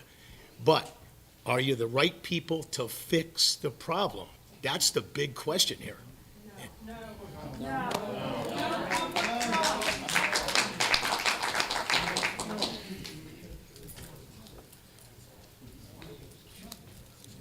Hello, Marty Northam, 47 Shingle Hill Road. I wasn't planning to talk, but there's an awful lot of good issues just came up. The Haven. Why haven't you been on the Haven's back? I would have been on the phone every single day. I would have wanted a meeting with them every single week until something is done. Second part of that, why aren't we charging them with blight for leaving those houses? Yeah, they mow the lawn, big deal. Those houses are rat infested. They're hangouts for druggies and everything. We all know that. Why aren't you doing anything about them? I don't understand. Now, when it comes to transparency, for 2 years, the zoning board, in secret, believe me, in secret, nobody knew about it, planned to put an elderly housing project on Shingle Hill and shove it right in a lot next to me. They wanted to cram 18 units in there. Nothing came out until it actually went to the zoning board of appeals. That's when everybody found out. 2 years later, they find out. And the Board of Appeals gave them nine variances. Never heard of before, 9 variances. We're still in court over it. It's still in the Milford court system, and that hasn't been decided yet. I am assuming they're going to go with houses instead of trying to put that in there. So if you want economic development, you want old ages, the farm's for sale. Buy the farm. Fantastic place for an elderly housing project, and you can get plenty of them in there. The teller's selling his farm. Do it. Another thing is I like the idea of putting the brewery at the Haven, because if you've ever been to the Stony Creek Brewery in Branford, it's right on the river, and it happens. Boats pull up. That thing is a gold mine, and they have 3 or 4 or 5 places where boats can pull up in the river. People come up, they get their beer, they go over to lunch carts, etc. And speaking of carts, is it possible that we can get carts down on the boardwalk? Push carts, can we allow them? Are they allowed? I have no idea what the rules are, but I think it'd be great if we could have some push carts down there. You know, who knows, ice cream, hot dogs, good humor man, whatever. So, and the other thing is management. This is where the mayor comes in. She gave a 25-year-old wet behind the ears guy $1.2 million and said, go spend it. Well, he spent it on himself. I'm surprised I would have been at Tahiti, you know, but with no checks or balances. Did you go down and check every day and see what he was doing? Do you know where he was spending the money? No, you don't. And then you, in turn, spend $800,000 on marching bands.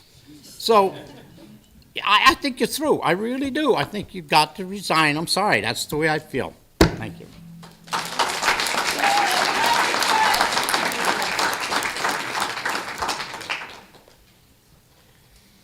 Good evening, everyone. My name is Andy Weinstein. I live on 20 Platt Avenue. A lot of what I was going to say tonight has already been addressed, but I do have to reiterate my biggest outrage of the last 2 weeks.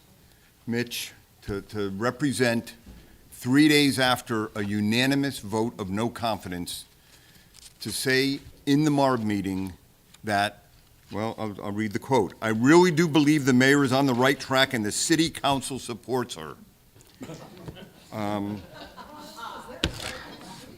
To perjure yourself, and Bridget, you as well.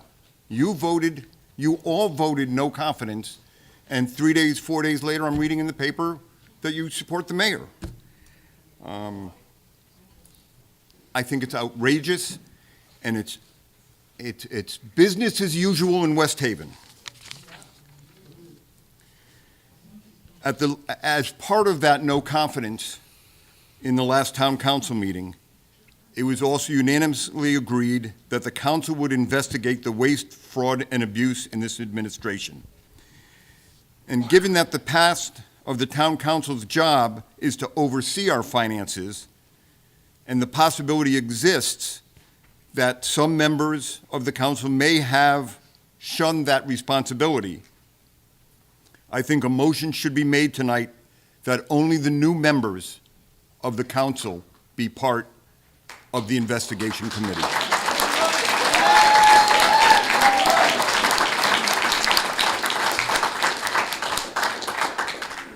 Many people listened to the Marb meeting.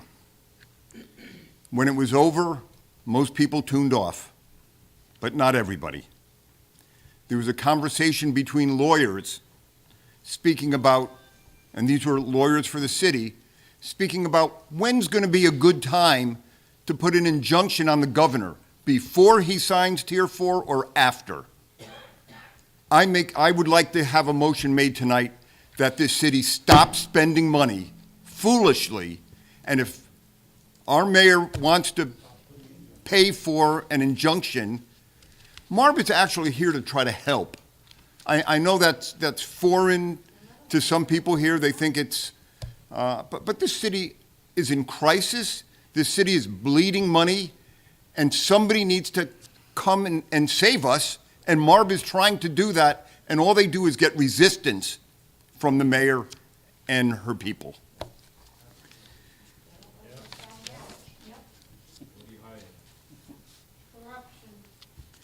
It is the mayor's lack of instituting internal controls that led to the ability of employees to steal $1.2 million of our money.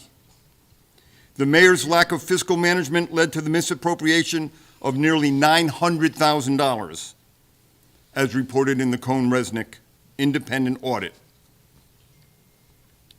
It's embarrassing. We're going to Tier 4, there's no doubt about it. It was unanimously voted by the members of Marb. And I think, Mayor, respectfully, I know you unfriended me this week on Facebook. You should resign. You have failed in your job to put controls. At Marb's request for 4 years has been asking you to put controls on this city, and you haven't done it. And the results are obvious. In the minutes, or in the agenda tonight, is voting on ARPA funds, and I believe Dave spoke to it, but I think he alluded to them as Marb money. It's ARPA money. I want to read from the audit.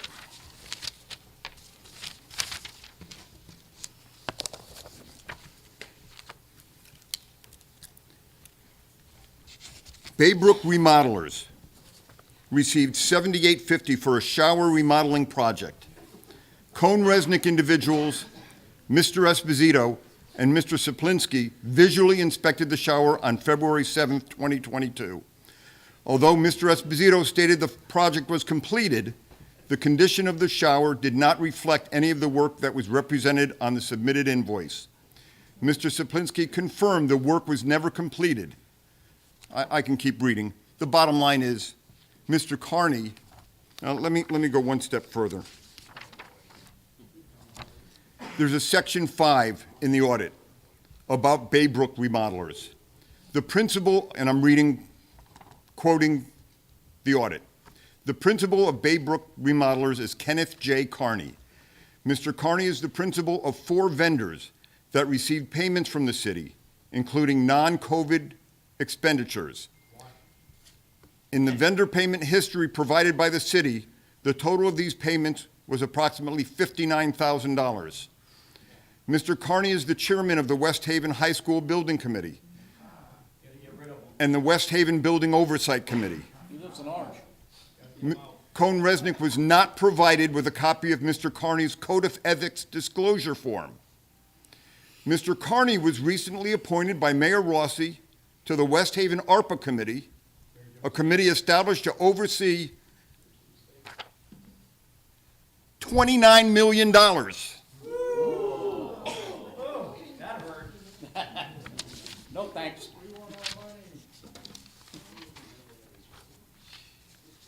So what do we have for checks and balances on the ARPA committee?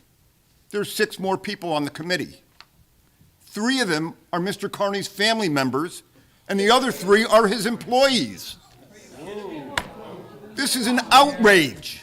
This is an outrage. This is how business is done in this city? Yep. You gotta get rid of him. Absolutely. There should not be a vote tonight on any funds to be expended. It's imperative we let MARB do their job before we sneak something in at the last minute on these ARPA funds. It's a disgrace.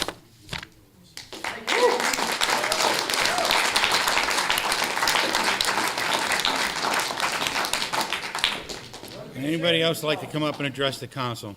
For a second time, honey. Yes, Mark. Hey, get up. Stand up. Just stand up.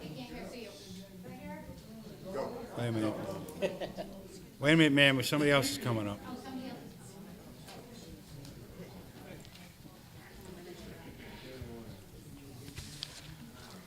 Margaret A. Krasinski, 1 Robartsky, in the Allentown section of West Haven. Well, we got an earful tonight. I didn't cause the stealing of that money from the CARES Act. And I don't want to be one of the people that has to pay it back by the increase in my taxes. And neither do these people, okay? We didn't cause that money to be stolen. Now, on the agenda here, we have a discussion regarding compensatory time for elected and appointed officials. No way do I want that there. I want it eliminated. There are people here making good money in the city of West Haven. And I saw the figures that the mayor gave the people and what she gave them. No way. If you're making $95,000 and then you're getting an extra $20,000, sorry, no way. Remove it from the agenda. Because of what happened with the money that was taken from the CARES Act, no. That's terrible. We're going to be paying back that money because of the money that was stolen. Remove it from this agenda. And now, because of $29 million, which I hope right now no money has been spent, let's reconsider how that money is going to be appropriated. Let's go over it again and see what we could do with that money. Thank you.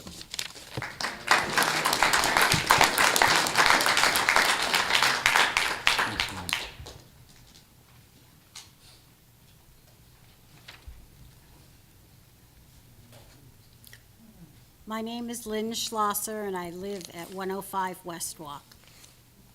I came here tonight with things that I want to share with you, but before I do that, I want to discuss the fact that people have brought up that members of the city council have backpedaled on the vote of no confidence. I just want to reiterate to everyone in this room one thing that they failed to mention. In no uncertain terms were we vague about the fact that we wanted a vote of no confidence in our mayor.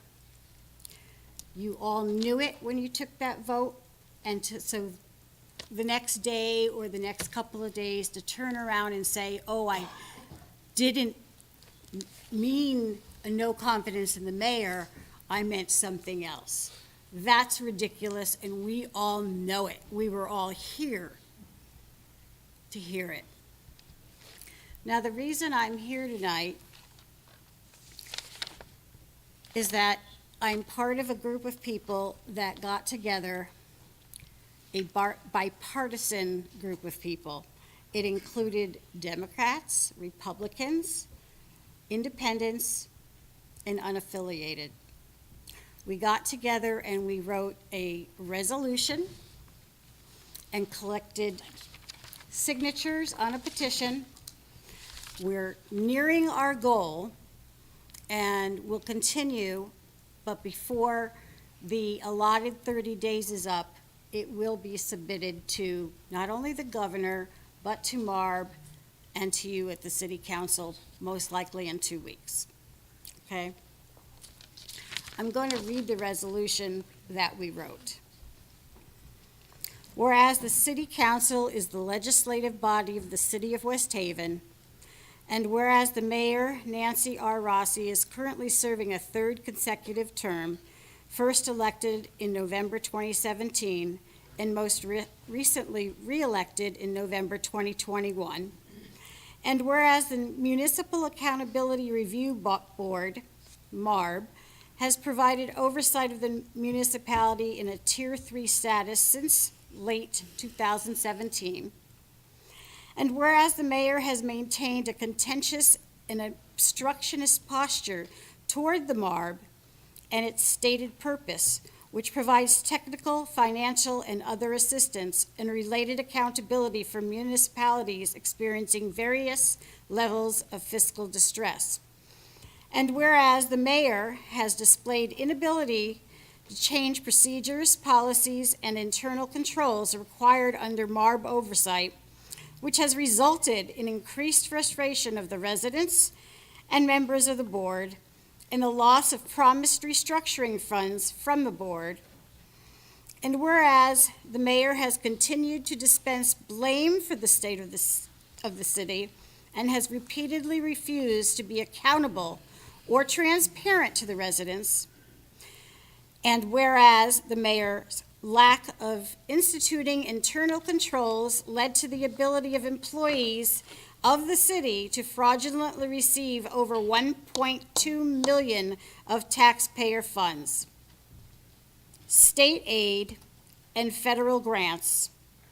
And whereas the mayor's lack of fiscal management led to the misappropriation of nearly $900,000 of the $1.15 million of COVID relief funds, as reported by MARB, ordered independent audit, which may be subject to state and federal clawback at the taxpayer's expense. And whereas MARB voted to place the city into Tier 4, the highest level of oversight, due to the mayor's inability to institute changes and the result of the audit on April 14th, 2022.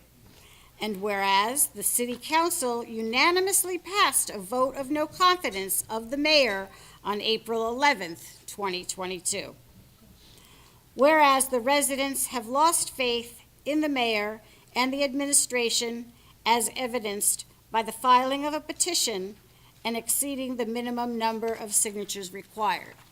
This is something that we will complete within the next 2 weeks and submit as previously stated. We are calling for the resignation of Mayor Nancy Rossi, and we hope you stand with us. Thank you.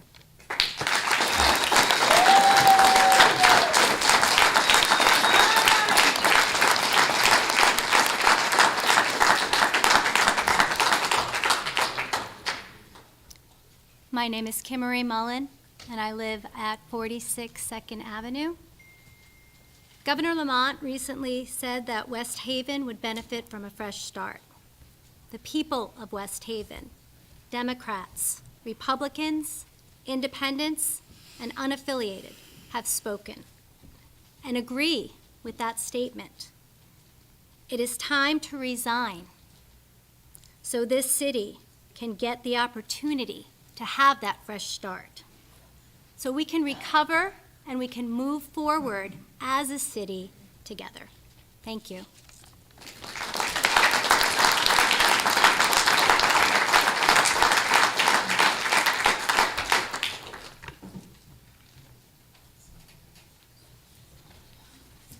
Evening. My name is Jeff Chrisman, 138 Arlington Street, obviously here in West Haven. I don't like to speak in public, but I think this is a very important issue. I've lived in West Haven all my life, literally all my life. And we can't blame this town council, we can't blame this mayor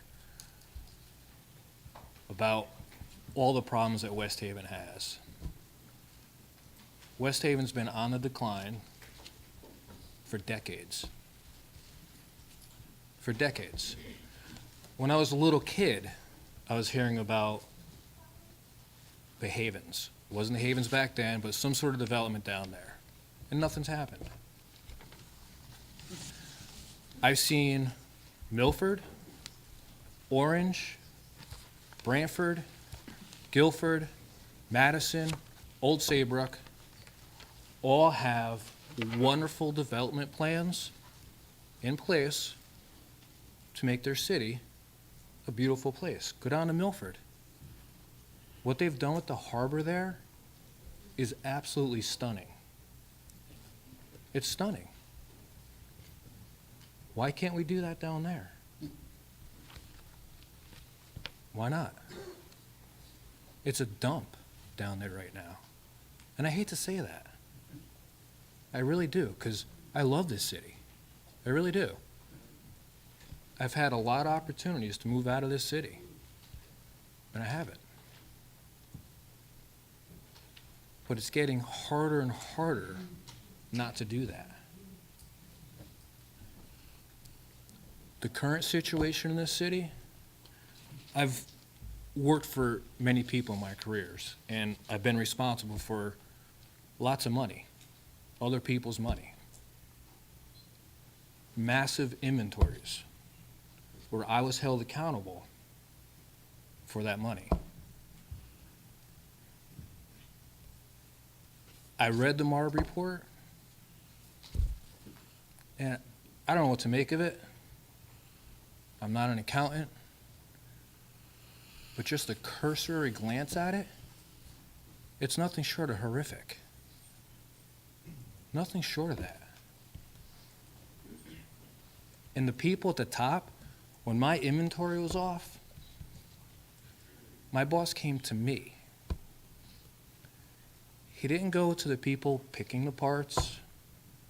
He didn't go to anybody else. He came to me because I was the accountable person for that money. Mayor Rossi, whether you resign or not is up to you. But you are the one that's accountable, from what I understand, for what happened here.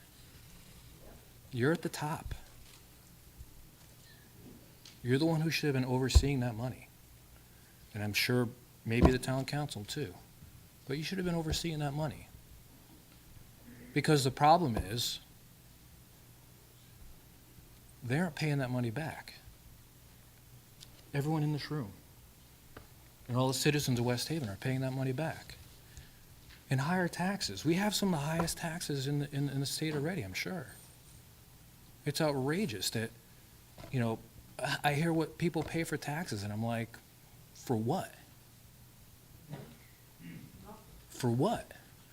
A dilapidated Campbell Avenue? Or the most popular thing about Campbell Avenue is a Campbell crawl? Really? We had a dollar store across from Town Hall. Nothing wrong with dollar stores, they're cool. But not across from Town Hall. That's ridiculous. This city is in rough shape, and it's been for a long time. And it honestly doesn't seem like our elected officials are doing too much about it. They're cool with it. Well, we're not. We're not cool with it.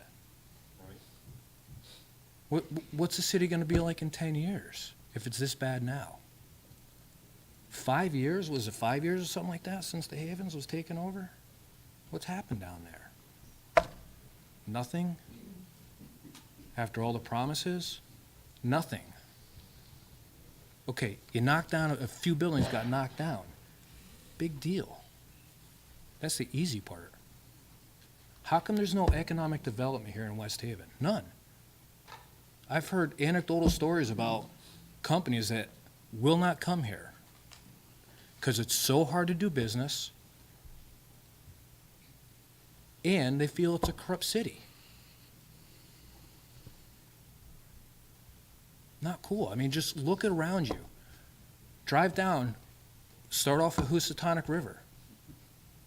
Drive down the Post Road from the Housatonic River up to Old Saybrook and tell me what you see. Nice, Milford Orange, not so nice, West Haven. East Haven could use a little work. Get to Brantford, Guilford, Madison. It's pretty nice. The train station, I was so happy when that train station got put in. I used to go to the city quite a bit, right? We have, I think, the most beautiful train station on the line. I really do. Nothing's changed there. Why can't we do what Milford's doing? Nice, beautiful condominiums or apartments. I suspect the reason is developers don't want to come here. We talk about what can the city do, maybe eminent domain, whatever. What it boils down to is, are the guys and gals the big bucks? Are they going to want to put money in this city? The answer is no, and that's obvious. I mean, I don't know any developers, but they haven't even talked about it. But obviously, the answer is no, because if that was the case, the train station would look a lot different. Campbell Ave would look a lot different. The Havens would be done. I mean, it really is outrageous what's happening to this city. And honestly, it seems like nobody cares. The people we elect to do stuff, that we ask for you guys to be our voice here and for the city to bring in development. It's not happening.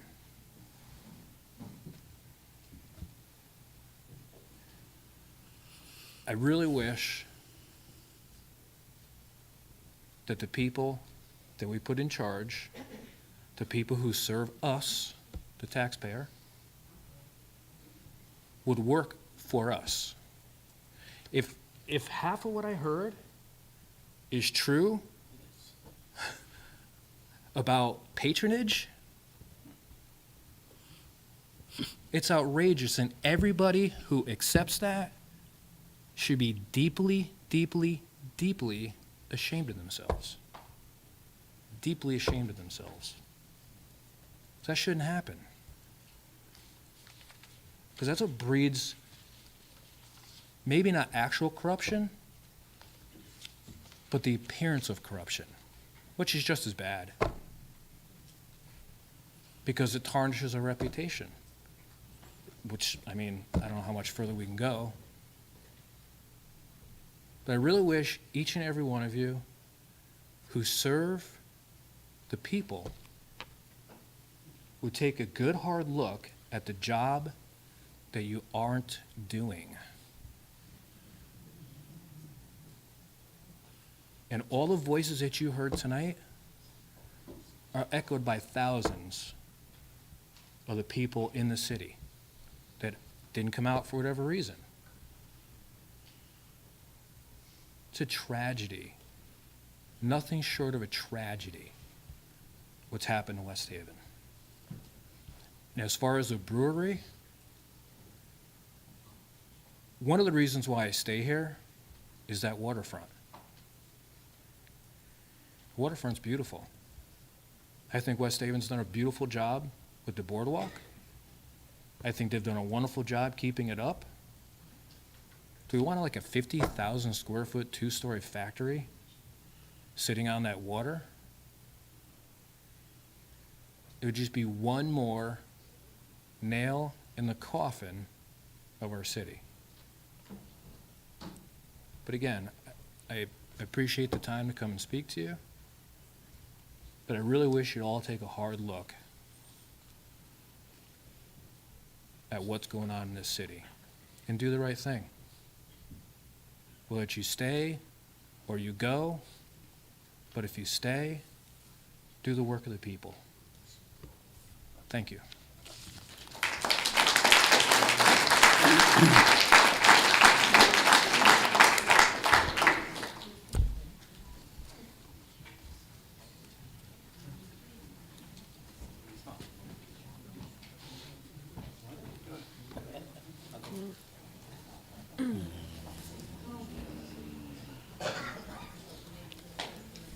My name is Herminia Gaeta, and I live at 58 West Walk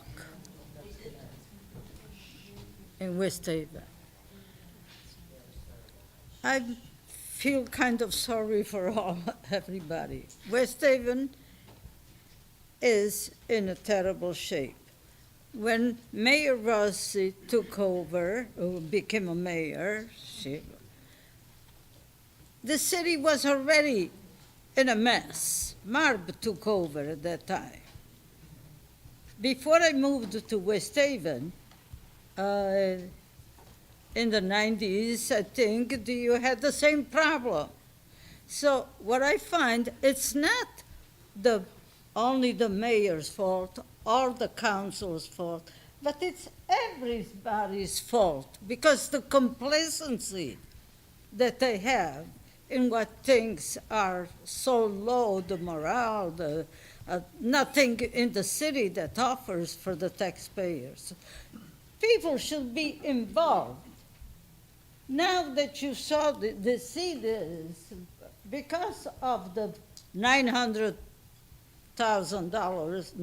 million, $1,000, whatever, that they're not responsible. So everybody is in uproar. There should always be an uproar. When they heard that the brewery coming on the boardwalk, that should have been an uproar. They don't not everybody likes it, but why didn't they talk about it? Why didn't they come and say no? Anything that is a major thing, it's up to the people to present their problem, that discontent.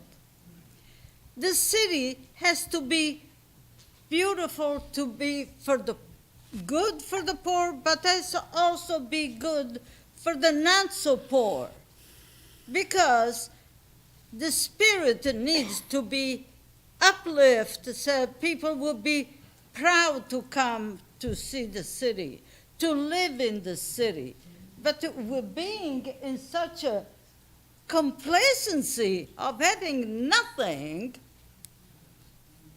No, it's not right. We have to keep up this. Keep it up. Fight for your city. Not just today, not just in this present time, but all the time. Make your city beautiful and proud to be living here, not to be ashamed. Yeah. Thank you.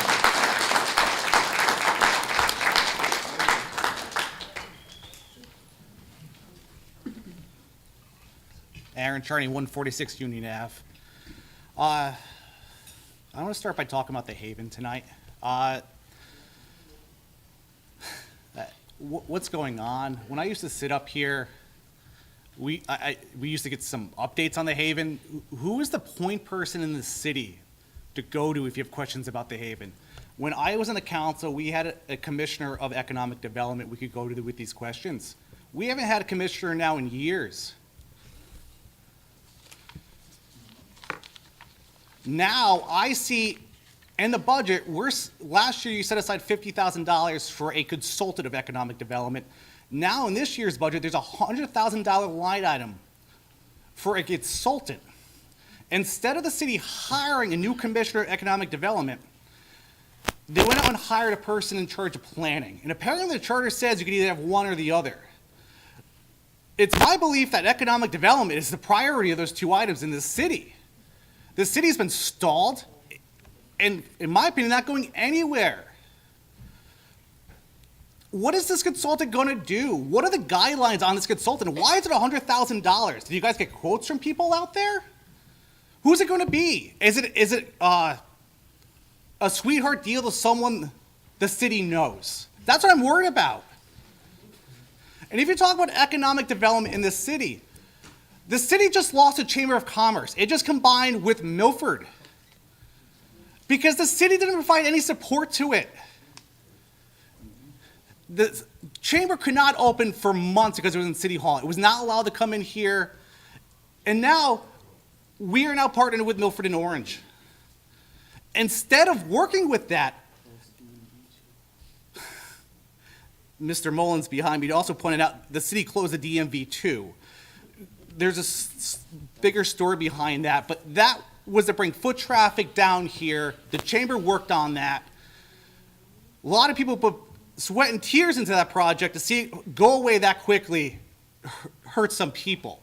It was a great project, and I really wish we could go back out there and get something like that downtown again. We need more stuff like that downtown.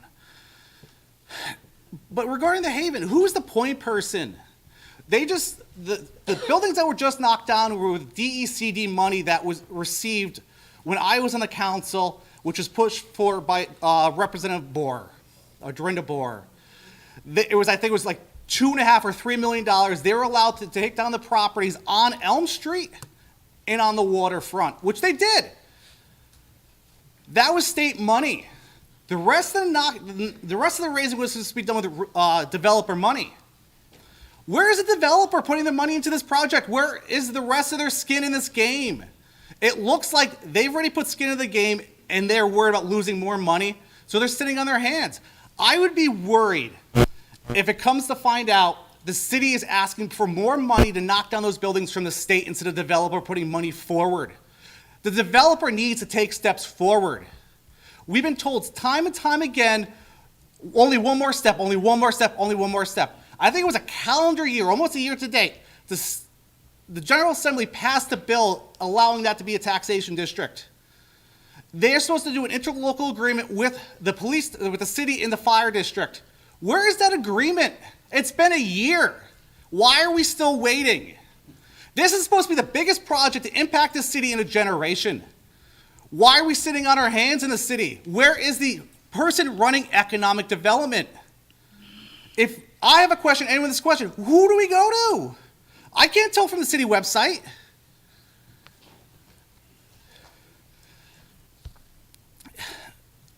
And Mayor, you weren't here last meeting when I talked about when we sold a park in my district and we put that money into a park in the shore. And I fought that. It broke my heart. But I was told, look, the developer will put money into Third Ave Park, which is now Ralph Eberly Park, named after the councilman who preceded me, who tragically died.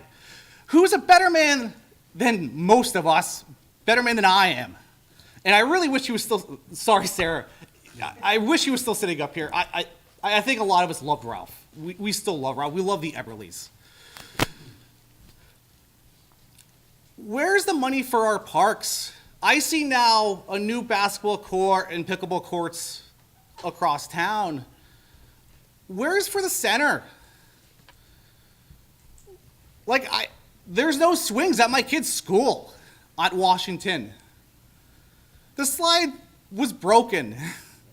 You go to Third Ave Park, it's no better. The basketball court they just fixed has cracks in it because they never removed the trees that are causing the cracks.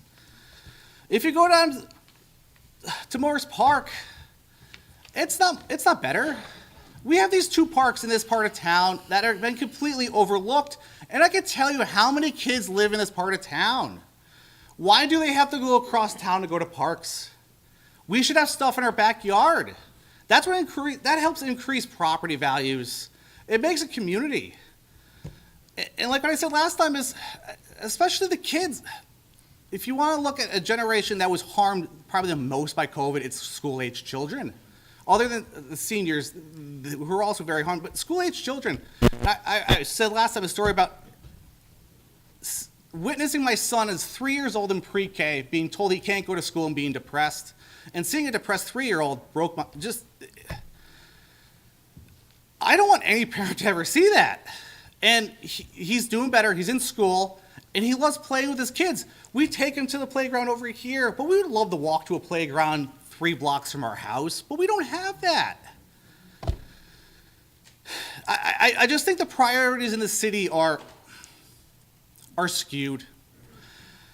I think the city needs to look out better for the residents instead of for their own. It just seems like we look at maybe certain parts of town. Allentown's always overlooked. The center of town's being overlooked.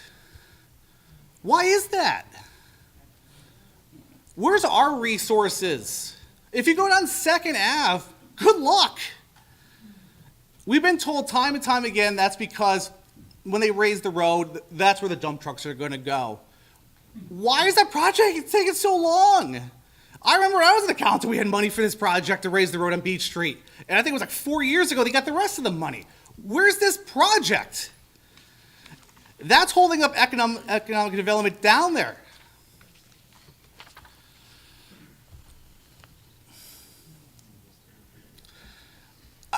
I just think the city needs to take a hard look at itself.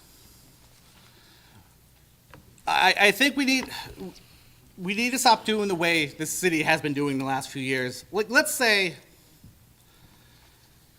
the finance committee, I don't think has met 5-6 years now. These are residents that are supposed to volunteer their time to go over the budget before it comes before the council, before it's presented. It skipped that entirely because it's a secret process now. Then it gets before the council, and you guys need 9 votes to change anything. And I know how hard that is. It's daunting, almost impossible. I think we only got a couple of things when I was in the council that we changed in the budget. You're set up to fail by avoiding that process, by having public input very early on in the process before it is presented. Because once it's presented, it's very hard to change. But going back to my original point, the residents I talk to, looking across the road, driving past the Haven every day, why are they still putting up with this? Why are you not fining them? I was told on the council, oh, we'll look at fines. Has there ever been a fine to the Haven? Who is the Haven these days? Is it Simon? Where's Simon? Is it still the Armstrong group? Or, well, I forget the name. I'm exhausted. Is it that group? Who Matt Armstrong represents? I don't know.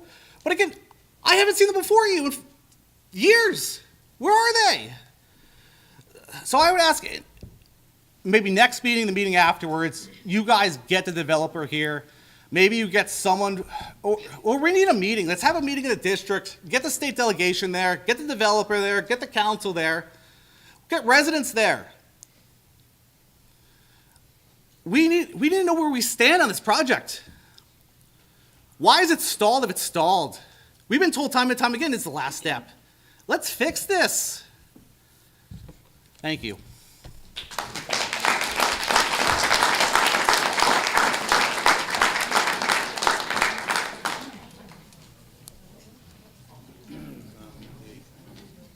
How you doing? My name is Thomas Delacamera, 105 Anderson Avenue.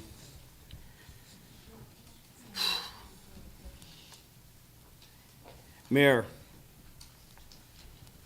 Little League opening over the weekend, you were not there. That's one of the greatest days of Little League, and our mayor was not there for those little boys and girls. Why? You have no answer for that. That is a shame.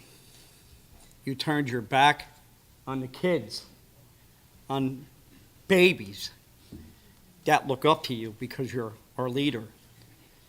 You failed us. You came into office 2017, and you promised us. We voted for you, we put you in the seat, and we wanted the best. Year after year after year, we have nothing. Nothing. No revenue. We have a beautiful boardwalk with nothing down there. Jimmy's is just a dump. It's got to go. The conference center, I keep saying, it would be a beautiful senior center, a beautiful senior center.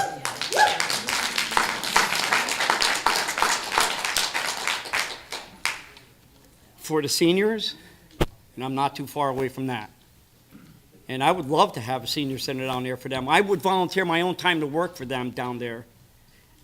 I signed an application last year for the summer help, and I was denied a job for the summer help because I spoke my piece about what's going on in the city, and they denied me a seasonal job.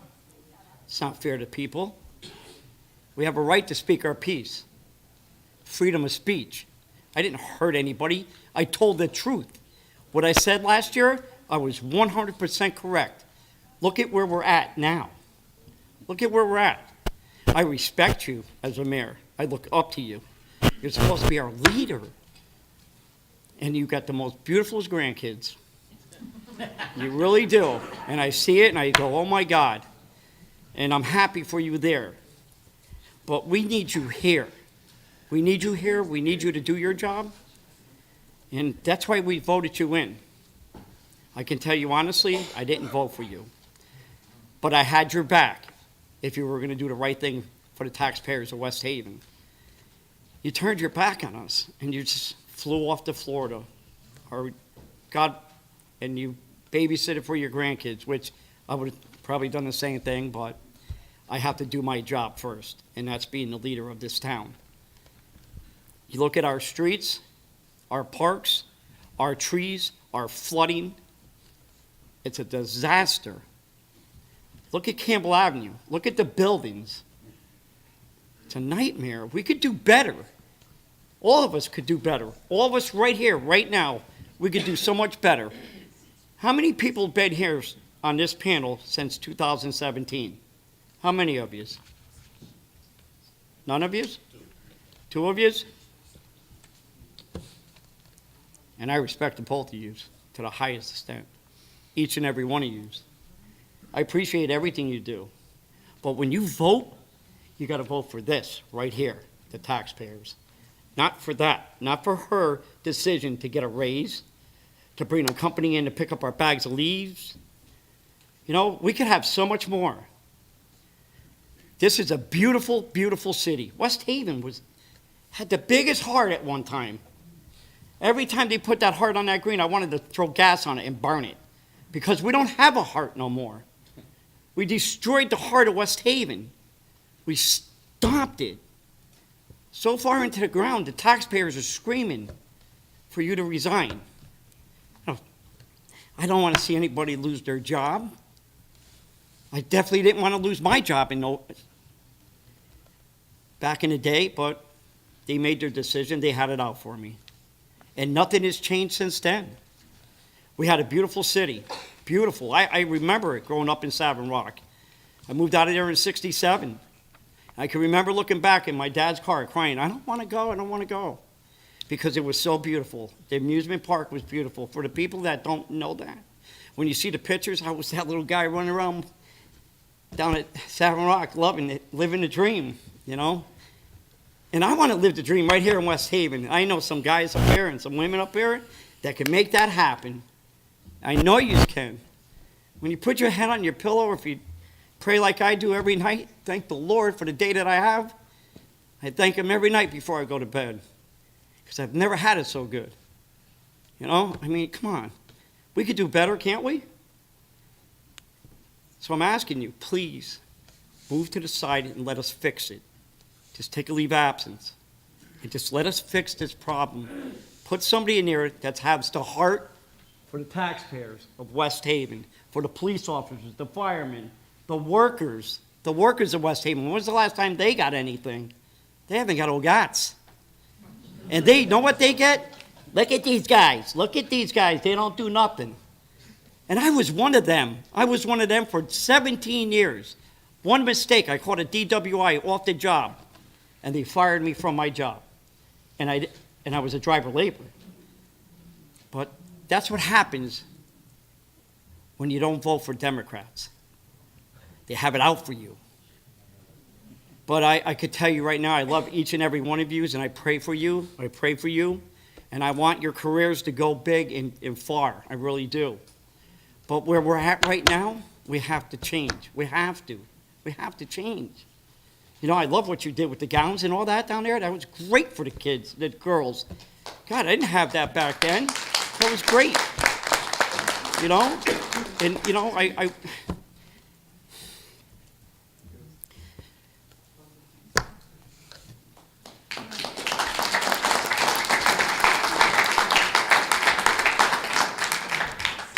Jim Donegan, 127 Baldwin Street. It was kind of embarrassing last week. The wife and I were down at our house down in South Carolina and meeting new people, and they said, "Oh, you're from Connecticut. Whereabouts?" West Haven. Oh. We were a little embarrassed. And we had a nice conversation. Pretty much, I'm not here to bash anyone. First off, you guys would be admired. I mean, how can you sit there and just take all of this? I swear, you're better than I am as far as that goes. When we talk to people, a lot of people go into politics with the right intention, okay? And they're there to serve us. And sometimes it turns into a self-serving position where they feel they're at a buffet and they should be getting the largest plate of food to take home for themselves, irregardless of what they're hired to do, elected to do. And this is part of the problem we're faced with in West Haven. A lot of people have gone off the road.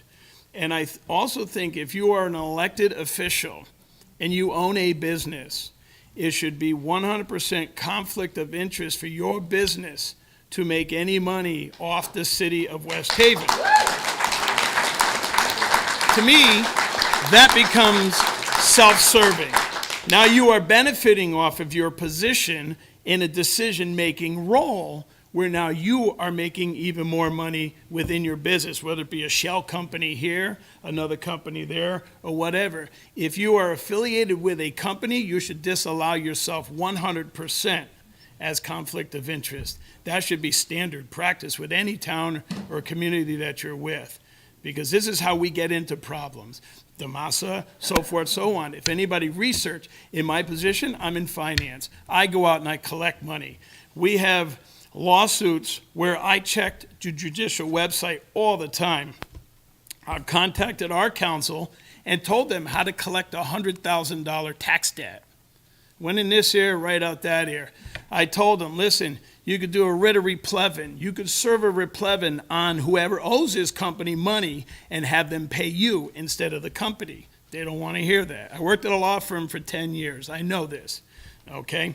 I told them where the equipment was that they can go and secure. The equipment was worth $100,000, parked right here in West Haven. And it went in this ear, out that ear. Now, they're also letting these people get permits. If you owe money to the city and you have a lawsuit against you, you should not be allowed to get a permit to do contracting work, not for the city, but for anything, unless you pay your taxes. These are personal taxes that they're paying on equipment, which they're putting in individual names, okay? So basically, what I'm saying is, if you're an elected official, God bless you. I tried it a few years ago. I lost by 94 votes, and you know what? It's a position which we entrust every single one of you people. I can't afford to retire here in West Haven. That's why I bought a house down south. I wish I didn't have to, but this is the only way we can survive.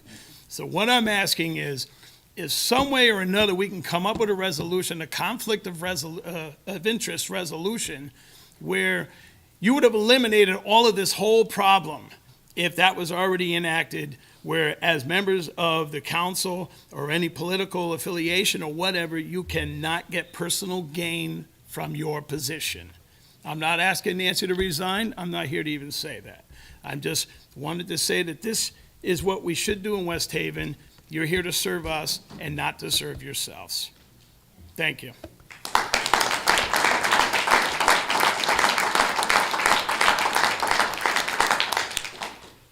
Would anybody else like to come up and address the council? For the second time, would anybody else like to get up and address the council?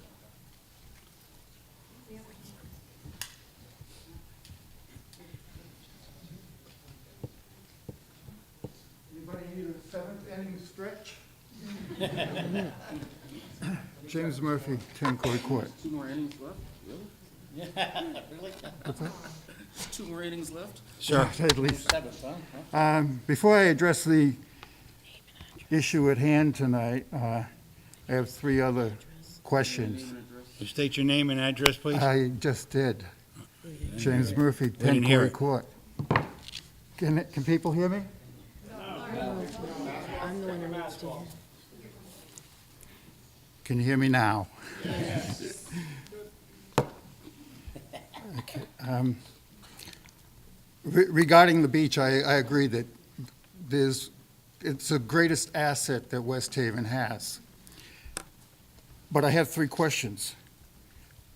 One is, why do we still have these 2 canyons in the beach at the end of, I think it's Lake Street, where the road is almost eroding because of the erosion there? If this were Milford, that would have been fixed within a week, no problem. But in West Haven, we can't get around to doing that. We have to wait until either the federal government or the state provides some kind of funding for us to be able to do that. The other thing is, the Cove River Bridge has been completed now for months, and we still have a fence around it. The bridge that goes from the playground over to the boardwalk. It's done. The fence is still there. It's been there for weeks. Why?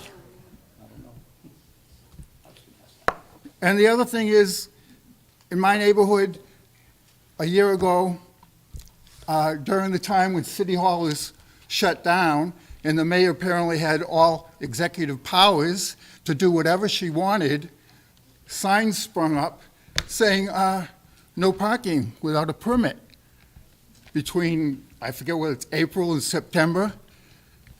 The people in my neighborhood weren't consulted about this. Nobody was concerned with people coming down to park on our streets. But now we have these signs restricting the parking, and the mayor, when she sent out the tax bills, even addressed it, saying that we now, if we have guests, we can call the police department and get permission to have our guests parked there on the street. And otherwise, it's restricted to people with a beach sticker. Absolutely ridiculous. Not needed, but the mayor decided we're going to do it unilaterally. And those were the 3 things regarding the beach.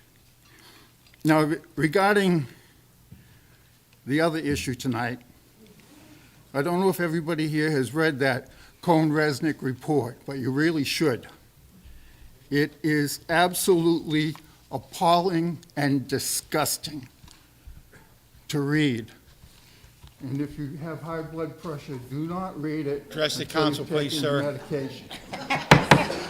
Believe me. The report mentioned that the audited financial statements from June of 2020 and June of 2019 identified deficiencies and material weaknesses in internal controls. What was done about that? What did the council do? What did the mayor do to address this? They're telling you, you have problems in your finances, and there are discrepancies. But apparently, that's business as usual in West Haven. No problem whatsoever. The other thing is the conflict of interest. It's been addressed here tonight. As you can see, there were people benefiting from these funds that you were supposed to be distributing our money, going to ridiculous things and people who were connected to the city. That was relief funds for the general public, but not here in West Haven. That's a feeding trough for the people who have access to it. And the other thing I want to say is, getting back to the COVID sickness, virus, we've had our municipal employees essentially on a 2-year sabbatical. Everybody is getting all their money, all their benefits, all their seniority, and what are the taxpayers getting? Nothing. We get the bill. So I am actually eager to see Marb take over the city, because obviously this group cannot take control of the problem and resolve it. The Marb will come in and everything will be on the table. Municipal contracts will be on the table, and that's what the city needs. This city has been taking care of the city workers far too long. That's all that counts in the administrations. We get the bill for it, and we get nothing. So come on, Marb, we need your help. I'm looking forward to that. And lastly, I just want to say that this is not a city hall. This is a den of thieves. Thank you.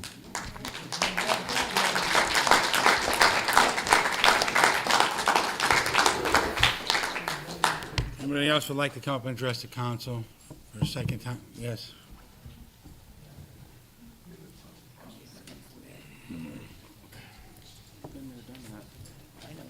Hi all, Rich Diso, 200 Oak Street, apartment 111.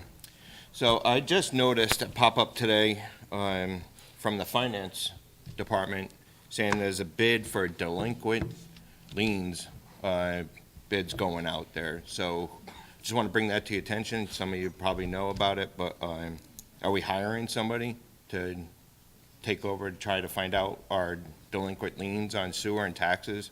I'm not sure of bringing that up. Secondly is the beach is still horrible. Many people have complained about it. The sand almost a foot deep now going out down to the pier off of Oak Street. Fencing is all broke, especially on the pier on Oak Street. There's fencing that's someone's gonna fall off and get hurt. The fish, there's used to be fishing signs from the saying how many fish you can catch and sizes, so that's gone. Just wanted to make that aware of. And we need that area to be cleaned up again. It's just a disgrace. Sandy Point, they're doing a great job with trying to get that area, many volunteers trying to clean up the city. And we ask you to do something to clean up this beach again, okay? Lastly, I have housing. Since last week, I know you guys don't have much involvement with it, but Savin Rock Communities have fired all of our security for Savin Rock Communities. We have lost them. We don't know when we're going to be getting security back. So crime will go up in these buildings once again. So asking you to do your diligence to try to get this answered. John Counter, we've been trying to get a hold of him. Nothing. I think he should go too, because he's not doing anything. Our project's been stalled for 5 years for Surfside. Yes, they're supposed to be doing something about it. Hopefully, there's meetings for 11th and 12th floor, but we don't know. We don't have any answers. Ask you to look into that also. Lastly, the pier lights. There's a lot of fishermen that go out there. The pier lights are off. Supposedly they're broken or something. I'm not sure, or if they're just turned off. But can you look into that to turn all the pier lights on for the fishermen? Thank you.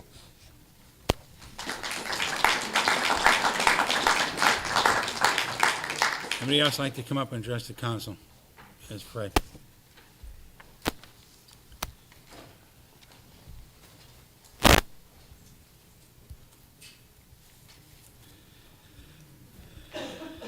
Frederick Brown, 100 Smith Street.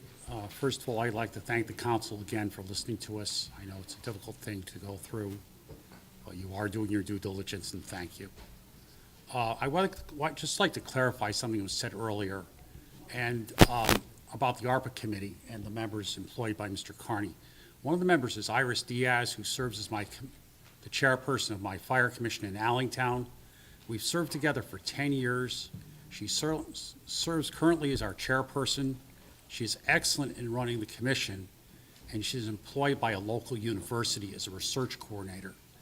To my knowledge, she's not employed by Mr. Carney, but she does a wonderful job. I'm delighted she took the ARPA committee because I know she's really very, very good running our commission. And she could put me in my place at times, but she does a wonderful job. And again, I don't believe she's employed by Mr. Carney. She is employed by one of our local universities. So I just would like to clarify that. Thank you. Anyone else like to get up and address the council? For the second time, would anybody else like to come up and address the council? Third and final time. Anybody else like to come up and address the council? Yes, Mayor.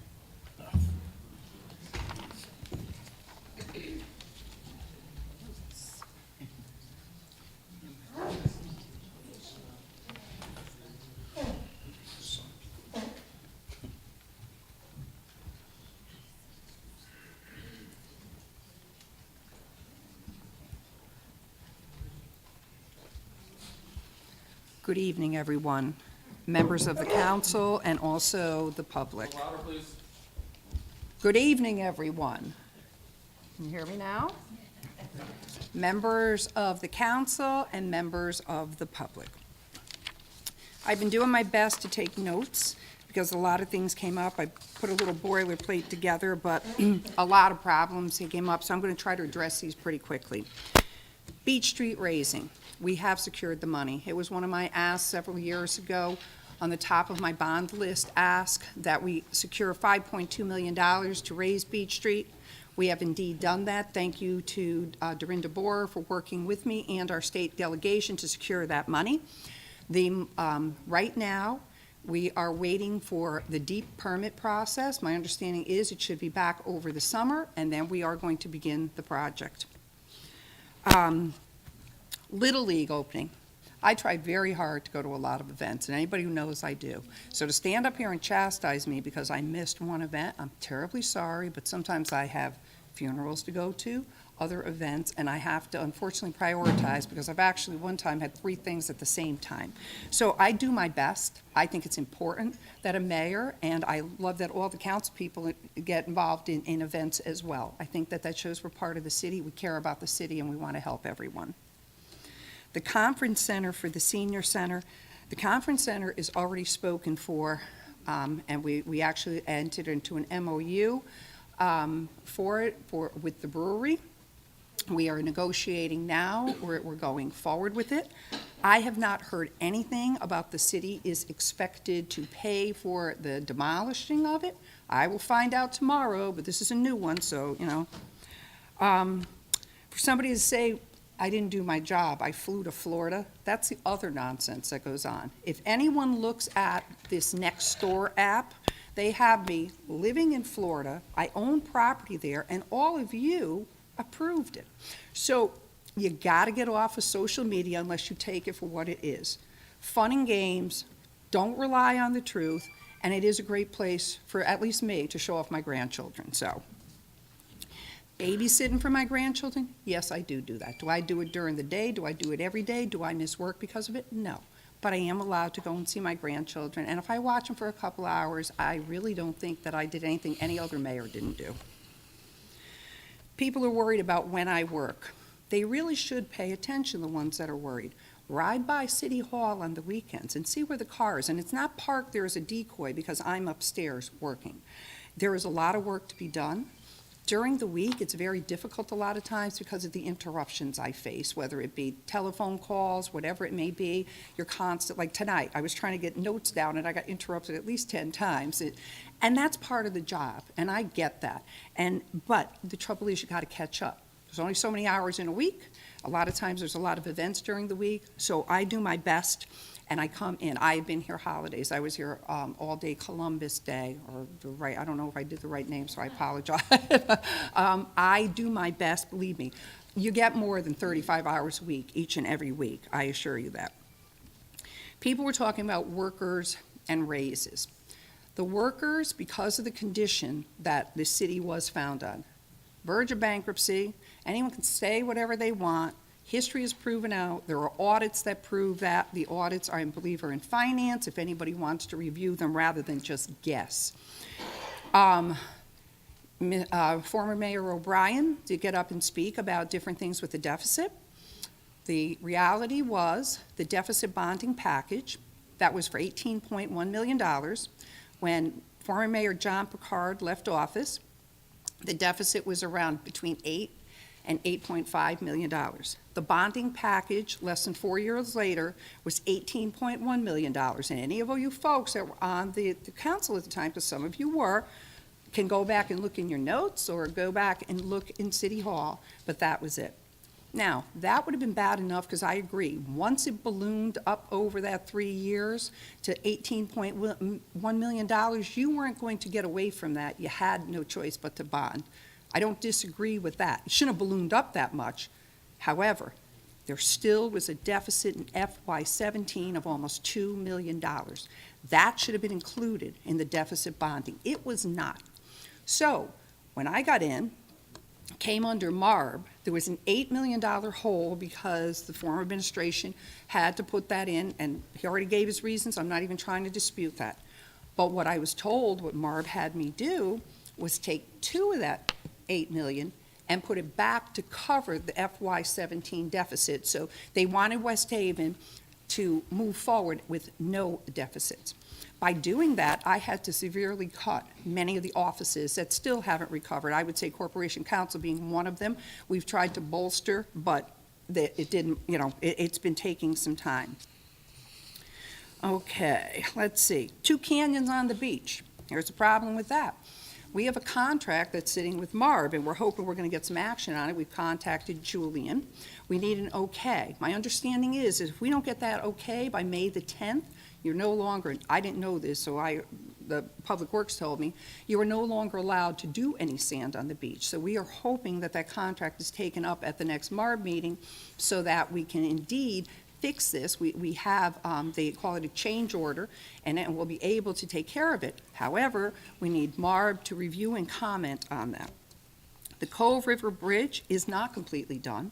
It's not ready for people to walk over there. There's still stuff over there and everything else, so that's why it's fenced. We don't want someone to get hurt. It is supposed to be opening shortly. Okay, let's see. Oh, I love this one because this one I've had to explain 100 times. City Hall was closed to the public. At no time were the employees off on sabbatical. I find that insulting to the employees because each and every one of them did their best, wore their masks, and came in and worked for the taxpayers. That's why we were able to keep balanced budgets, because we were able to collect our taxes. We did what we were supposed to.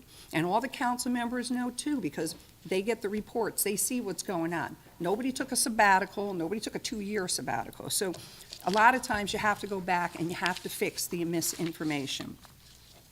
Compensatory time. Elected officials don't get compensatory time. I'm not getting compensatory time, just full disclosure. And I know that compensatory time for appointed is allowed, and I know Chair of Finance, Councilwoman Hosky, is working with that because we need some kind of real policy on compensatory time. Now I want to correct some more information that goes right here in City Hall. Everyone wants to say, oh, you should have done this, you should have done that. I don't work in finance. I know everyone wants to believe that I sit there and sign the vouchers, but I do not. I do not sign the checks. The only time that I sign the check is when either the treasurer or the finance director isn't able to serve. So I absolutely do not sign the checks, and I see this stuff on Facebook, and I try not to correct it because it only turns into back and forth, but I don't sign the checks.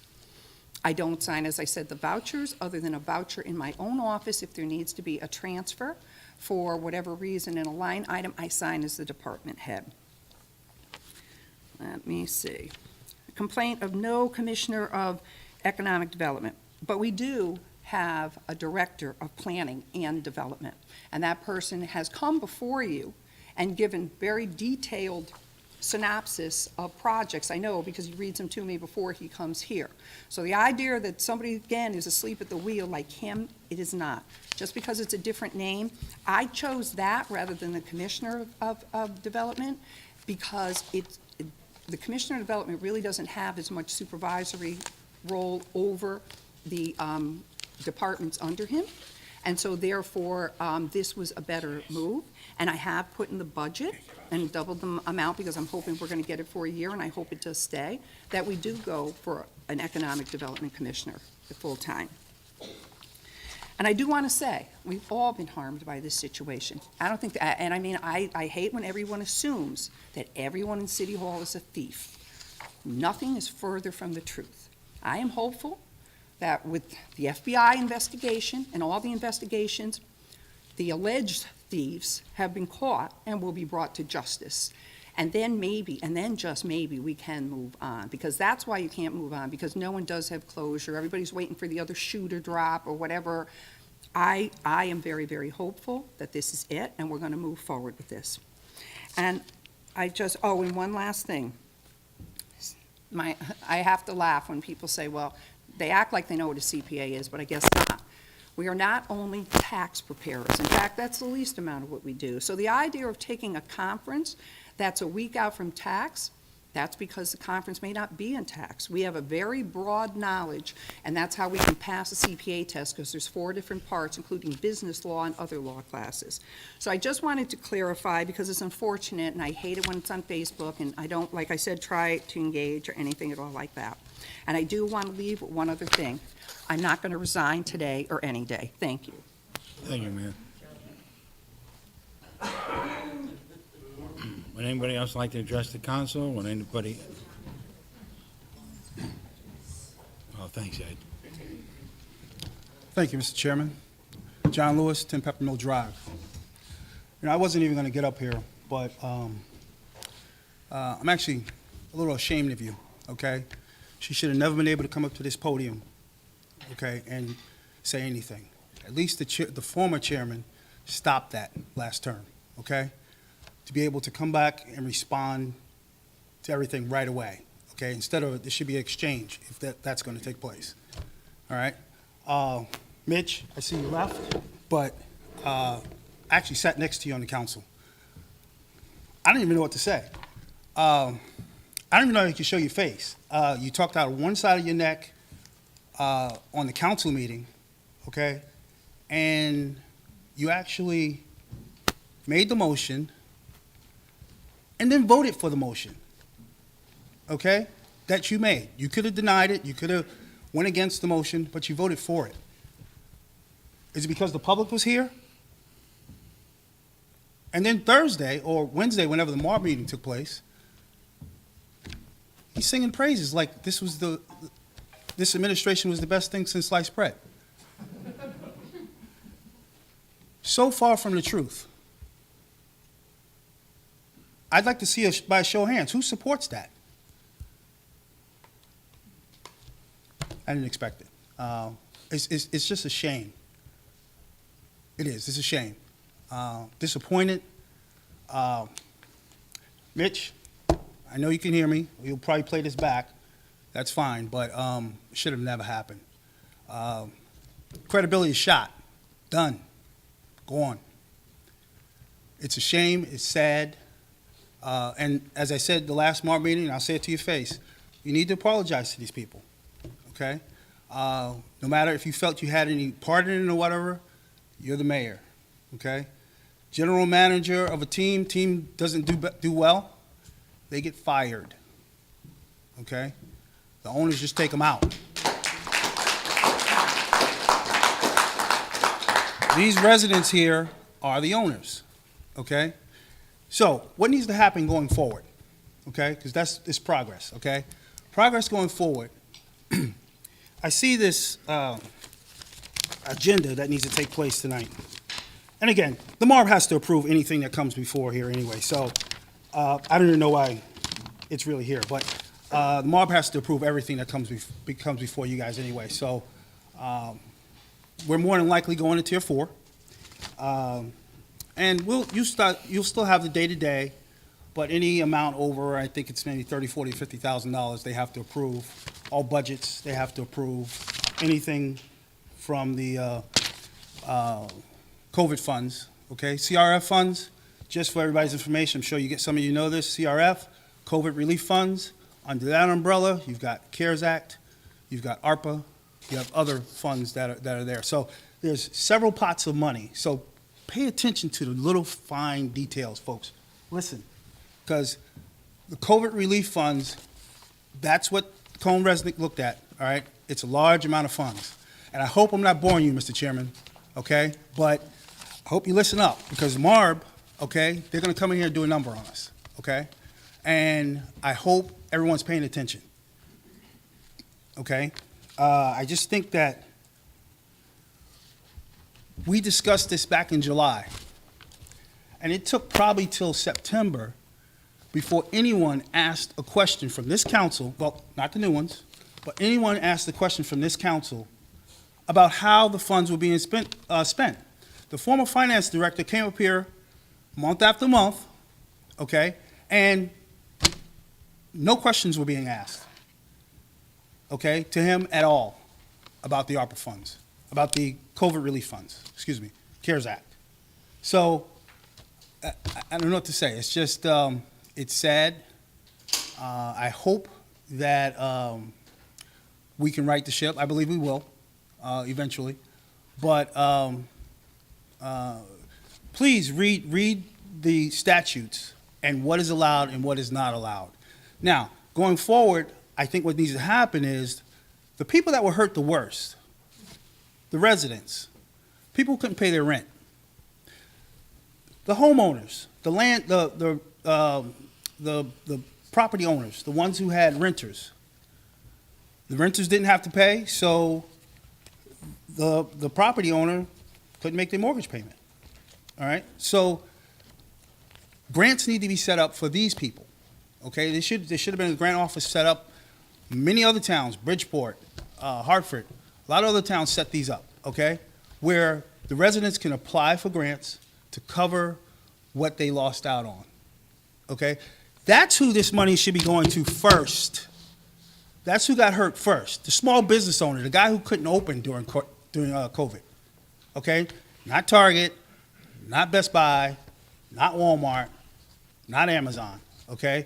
The little guy, little mom and pop, all these stores around here that had to close, they should be able to apply so that they can actually start their businesses back up. That's where we need to start. That's a step in the right direction. And apologizing to the residents for what took place. And I would be careful how, we sit and I listened to the MAR meeting, and it's just sad. I mean, not once was there any admission of, oh, wow, you know what, this really happened, this was wrong. I feel really bad. I'm glad you guys are coming in, giving us $8 million one year, $4 million the next year, $4 million again, okay? We've received money every year from them and then thumbed our nose at them. Some people got in the paper and just said they need to leave. Not good, not good. We can do better. Be better.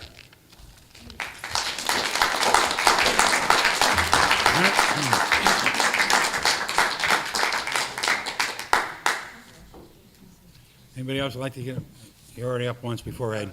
Can I submit these? No. I can submit these for the record. Yeah, Minutes give it of the to- meeting. yeah, give it to Sarah for the record. That's the other. Yeah. That's a spreadsheet of all the deficits. Thank you, Mr. Chairman. Sarah. Anyone else like to get up and address the council? Second time, and anybody else like to address the council? Final, last time, anybody else? Public session is closed. The regular meeting will start at 9:35.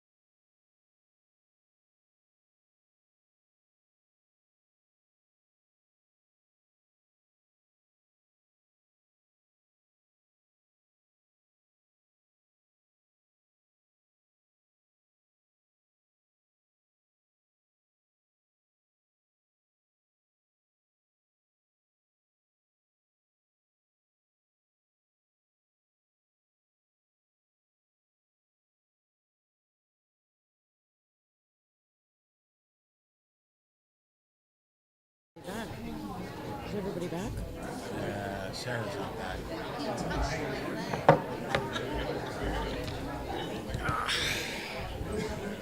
We're on. We're on. We're on.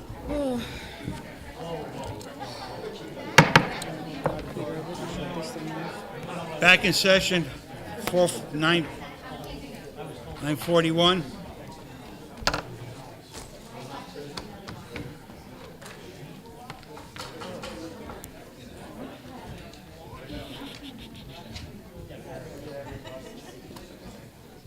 We're going to approve the minutes for April 11th. Gasky made it. Bridget made it. Caligiano seconded it. Second. All in favor? Motion passes. Pass out the communications. Yeah. Stacy's going to pass out the communications. Okay, we have before us communication A1 concerning the mayor's ARPA committee investment plan, food bank support fund. We have before us being assigned to the council as a whole. We have before us communication A2 concerning the mayor's ARPA committee investment plan regarding the amount of $250,000 for child pedestrian safety for repairs, new sidewalks and crosswalks around school facilities, being assigned to the council as a whole. We have before us communication A3 concerning the mayor's ARPA committee investment plan, storm water management, vac truck, storm sewer maintenance, specialty vehicle to be purchased with the ARPA funds, which requires 3 bids, which is instituted by the ARPA committee, also being assigned to the council as a whole. And that concludes our communications for this evening, Mr. Chairman. Thank you, Stacy. So we will take, We're going to enter into committee meetings. go to committee meetings, Yep. and we will start with Council as a whole. council as a whole.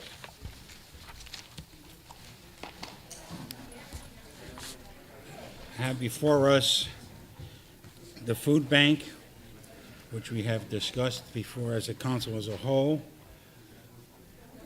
for the amount of $400,000 to go to support the West Haven Community Kitchens, foods, clothing banks, operationals, and serve as the residents of the city of West Haven exclusively. The funding will be made available for sub-grants to the West Haven charitable organizations to provide goods and services in the investment in infrastructure, improves the addresses, their missions, and the community agencies located in West Haven that are invited to request the fundings. Also, the fundings will include elderly services. Funds will also include school-based services. And so, right now, I'm looking to make a motion to pass this to the Opera Committee. Do I hear a second?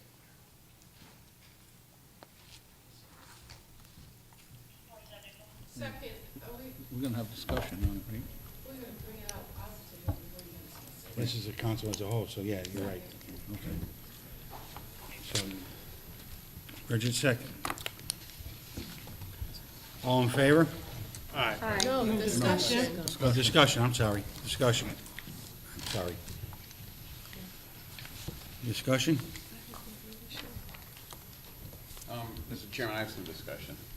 So what's the action item on this? I think, and I know Mr. Jackson is here, and I don't want to put him on the spot, but I think the last time we discussed this, that the city would put out a notice of funding availability through the finance department to solicit entities within the city of West Haven that could provide these services, $100,000 to elderly services for food insecurity, $100,000 for school-based services, $100,000 for general residential services, and $100,000 for infrastructure improvement. So they were going to solicit these notice of funding availability. Individuals would respond to that, and then they would provide us, the city council, with a recommendation on those individual entities, and then we would make the decision on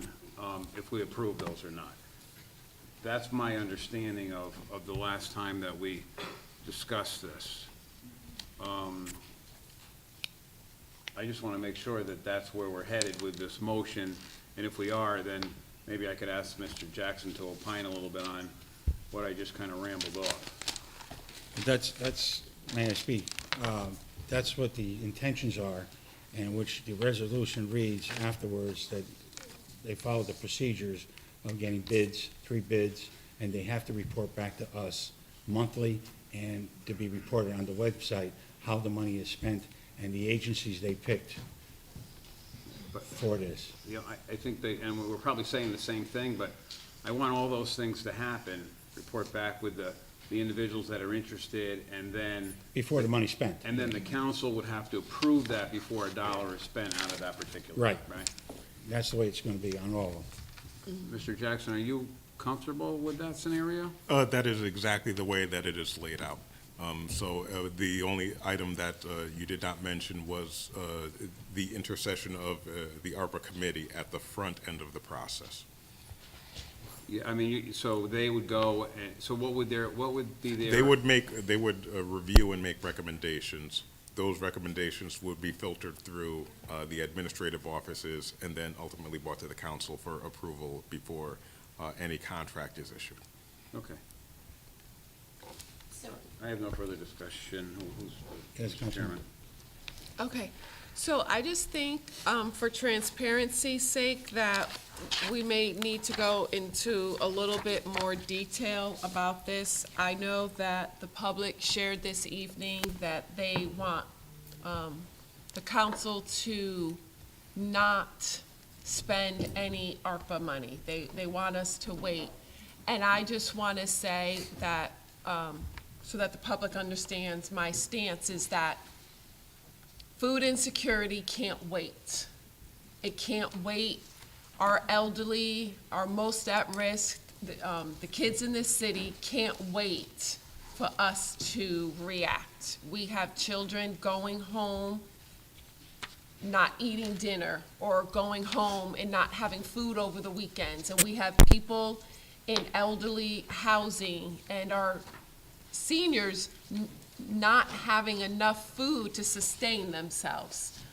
So as much as I hear what the public has said this evening, I've worked diligently on this, and if you research and do any research, 1 in 8 children in the state of Connecticut goes hungry every night and every morning before they get to school, and elderly are at risk.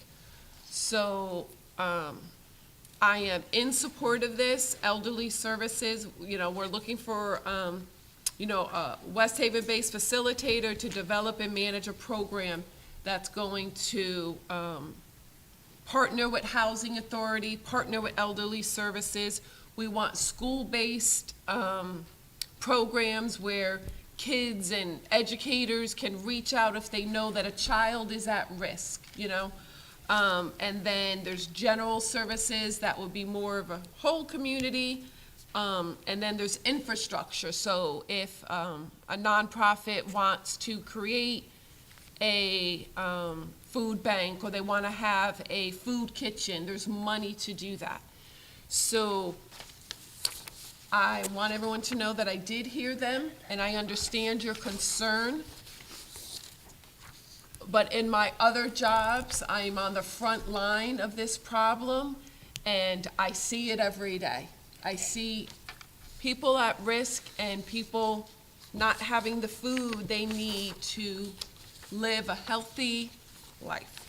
So I am in favor of this. I'm going to be voting for this, and I just wanted to make sure my position on this was well documented and for the public to know. Thank you, Chairman. Well, anybody else like?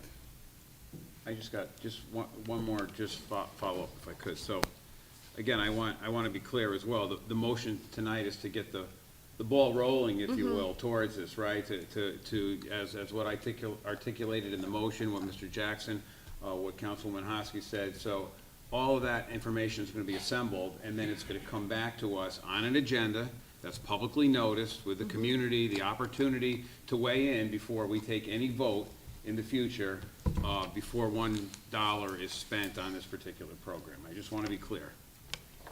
Thank you. Anybody else?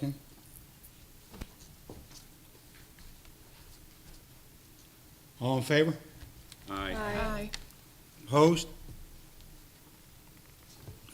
Abstentions? Motion passes.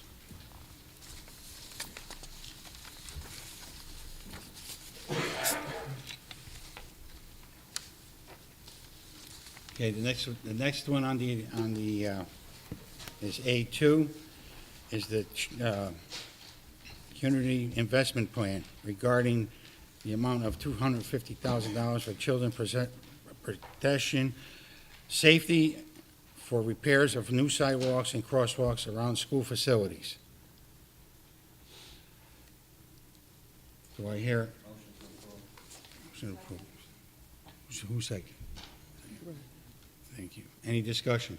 I just want to reiterate what I said the first time. This is to individuals to enable them to go out and submit the bids, determine the square footage and the location of the sidewalks, and then to get a cost of what it would cost to do the work, and then come back to this council for approval before $1 is spent in ARPA money. I think we need to move on this because we want to get this done before school starts again in the fall. So I think, again, being able to do the groundwork and have it come back to this council at a future meeting that's publicly noticed for an approval before the money is spent, I think is reasonable. So I would be supporting this.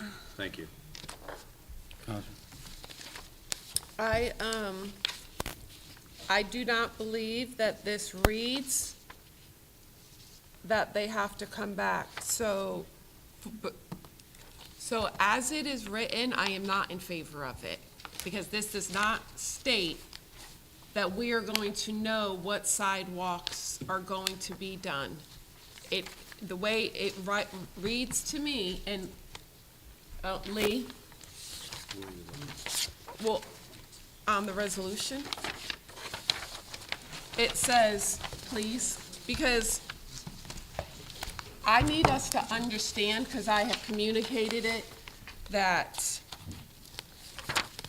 I'm not gonna do, I believe I asked for the sidewalks that were gonna be done before I got this. We know what the sidewalks are. We've gotten 4 bids. I was not provided the list of sidewalks around any of the schools, and I get that they're gonna do sidewalks around the school. I want to know what sidewalks are gonna be done. This does not read that anyone has to come back to us, so unless we do something with this, I'm not going to vote in favor of it, because I asked and I was denied what the sidewalks were. Well, it does say that the ARPA committee will report back to the city council and on the city's website, so if you want to That have. doesn't. Hold. If you Okay. want to have further confidence on that, if you want to have further confidence on that. He's talking to me, and so are you, I and I understood. apologize. That's why I waited. I If you appreciate want to that. have further confidence on that, you could ask your fellow council members for a friendly amendment that they will report back to the city council and on the city's website before these funds are spent. Point of order, that was my motion. So it doesn't matter to me what the resolution You got says. a second on that motion? I didn't realize you made one. I apologize. Yeah, I think there was a motion and a second. Yeah, I have a point of order. So did you make that same motion on the first one? Yes. Okay, because we didn't amend anything the first time around. Well, the that's first why- one, it's clearer though, I think. Yeah, I mean, my right. motion on the first one and the motion on the second one, and presumably the motion on the third one, will be that we're enabling the group to go out, solicit the bids, get a cost, do their due diligence, and not spend $1 until it comes back again to this council at a future meeting that's publicly noticed, so the public could weigh in, and that we will approve or disapprove whatever they bring forward to us, but. I second that. Right. wait, If I may, Stacy, Yeah. as long as your minutes reflect what Councilman Quagliani has said, that will further support, because we already have the ARPA committee coming back, that will further support that the coming back is prior to funds being spent. I understand all that, and point of order, and I don't mean to speak out of turn, but I'm going back to the first one. Are we doing, because we made a motion based on the resolution, and we have to type it up the right way. So we were technically supposed to amend whatever Councilman Quagliani's change is to that, in my opinion. To have have the record reflect the correct ask. Right? But the difference with the first motion is you already have indicated that you're going to have 3 bids, and they're going to come back. So there is a presumption, and it was also in Councilman's motion, there is a presumption that they're coming back after they get the bids. The reason why I think it's different than the subsequent motion is there's no discussion of waiting for the bids. So again, I would add the emphasis in the minutes, let the minutes reflect that before money is spent, the council was agreed that before money is spent, the ARPA committee would come back to the council. So again, am I supposed to amend the very first motion to an amendment of that motion, or? You can do it either way. The ARPA committee, the motions, the communication says the ARPA committee will report back. If the minutes reflect the intention of this council, that is the record of the This council. one says exactly what the other Lee. one says. Yeah, May I interject for a minute here? you are the chair, of course you can. It says this plan will consist of 3 bids and complete record of which sidewalks are involved in a monthly update from the ARPA committee on the funds spent. That the ARPA committee will report back to the city council and the city website. Funds are not to be spent until city council approves. It doesn't. Oh, I don't have that. I did. It doesn't Oh. say that. Well, as I long just as they- changed We it. just Yeah, changed I it. just So added. that's why I'm saying that's where the amendments need to come in. Well, that's fine. Then you're I supposed just to. added, I just added what you want, I just did. So, Is that okay? Well, And I'm this not is- going to vote yes unless it says it, so.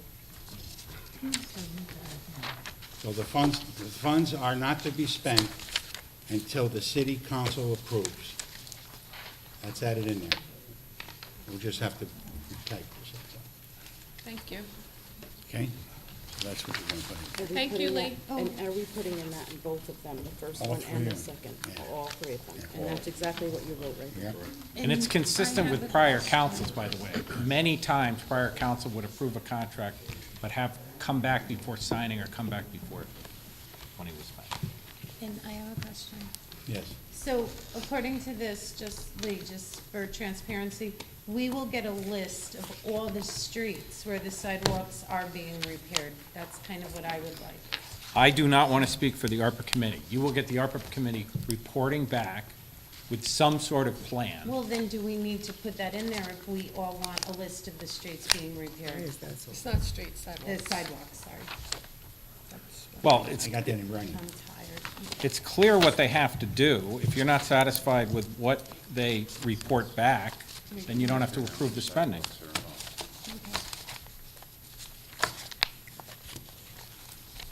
I mean, the bids will have to, they have to specify where they're gonna do the work.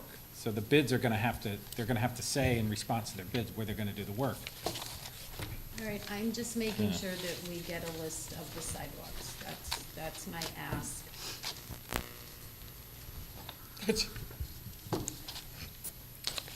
I mean, again, you could put that in, but I don't see how I don't see how you award a winning bid. They have to specify a sidewalk. I would, We want to know which sidewalks. That's what I'm saying. yes, but they're gonna present you with the responses to the bids, so they have to present you with the So yes, response. the sidewalks will be in there. Absolutely. I mean, I All right, don't know how that's you what do the work on That's that. what I Yeah. wanted to know. Thank you. Any more questions? Just quick, what if the bid goes out, what if it's more than the 250, or that's it? Or is that something that we, up to 300 or something, or if it's less than that? You know, Well, that's why I know the- it says 250. With respect, that's why the ARPA committee has a dialogue with you guys. This happens, it used to happen more in the past. Now we're getting inflation, we're gonna see it more. Now we're getting, supply chain issues, we're gonna see it more.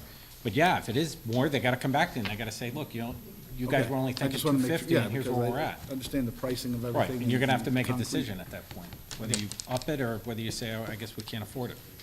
Okay, that's all I have. Any more?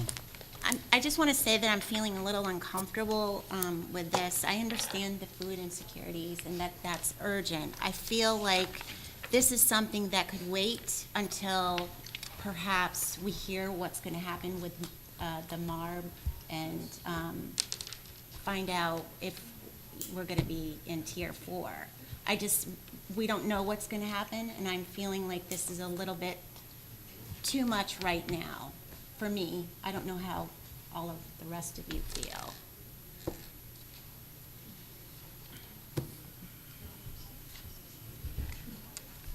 In all due respect, on something like this, because it's construction, if we don't get it done now, it's not gonna get done at all. We'll have to wait until the following year. Right, I get that.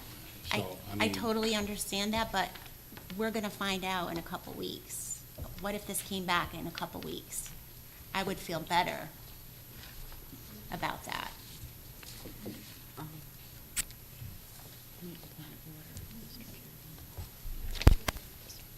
They voted as a committee as the whole to pass the food, so it's passed. Is here? Yeah, when we read it, it's already passed, it doesn't have to come back out again, the whole council voted.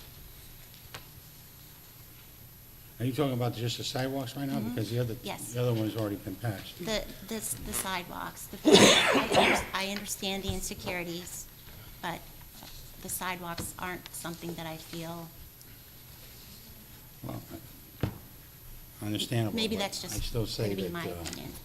something like this gotta get done. If it doesn't get done, we're gonna have to wait until maybe next year, and then the cost is gonna go up. I get that, but a couple weeks isn't gonna hurt. Take an advisement.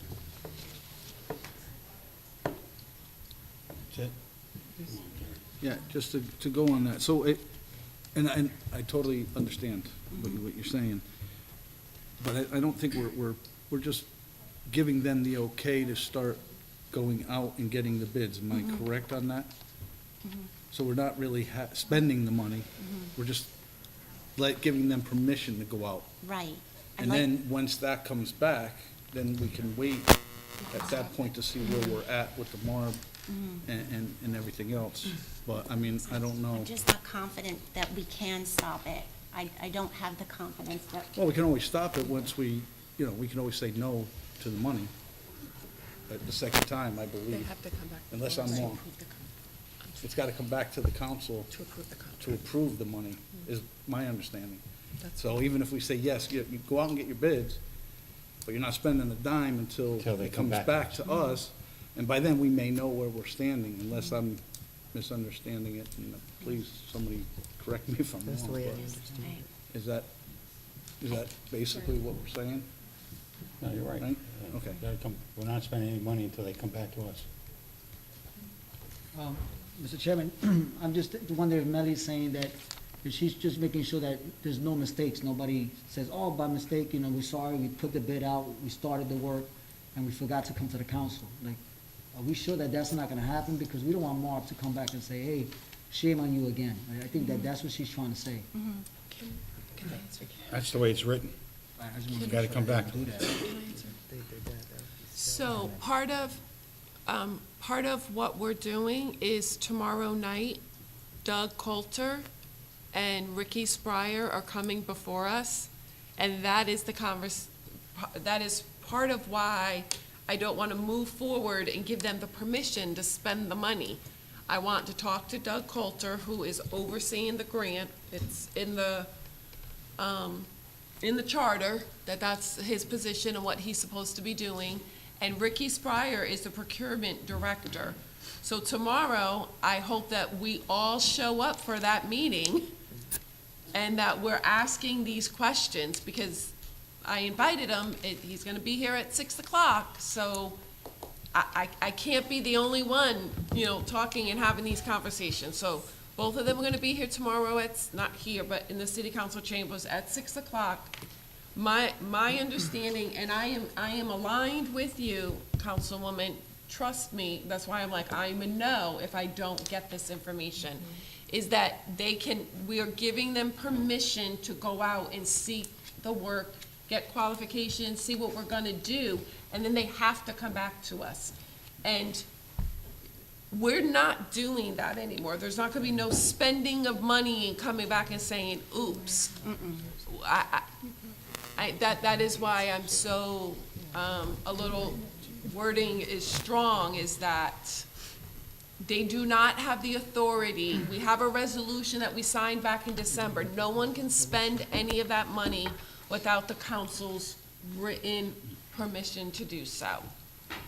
And I have every confidence that the finance director and Ricky Spryer, the procurement director, know where we stand. I have ensured that both of them seen that other resolution and they understand where we are coming from. I don't know if that makes you feel better, but I'm just explaining it so that you understand that we are aligned I in would feel thinking. better talking to them They're gonna be- before we vote on anything. That's how I feel. Right. What's that?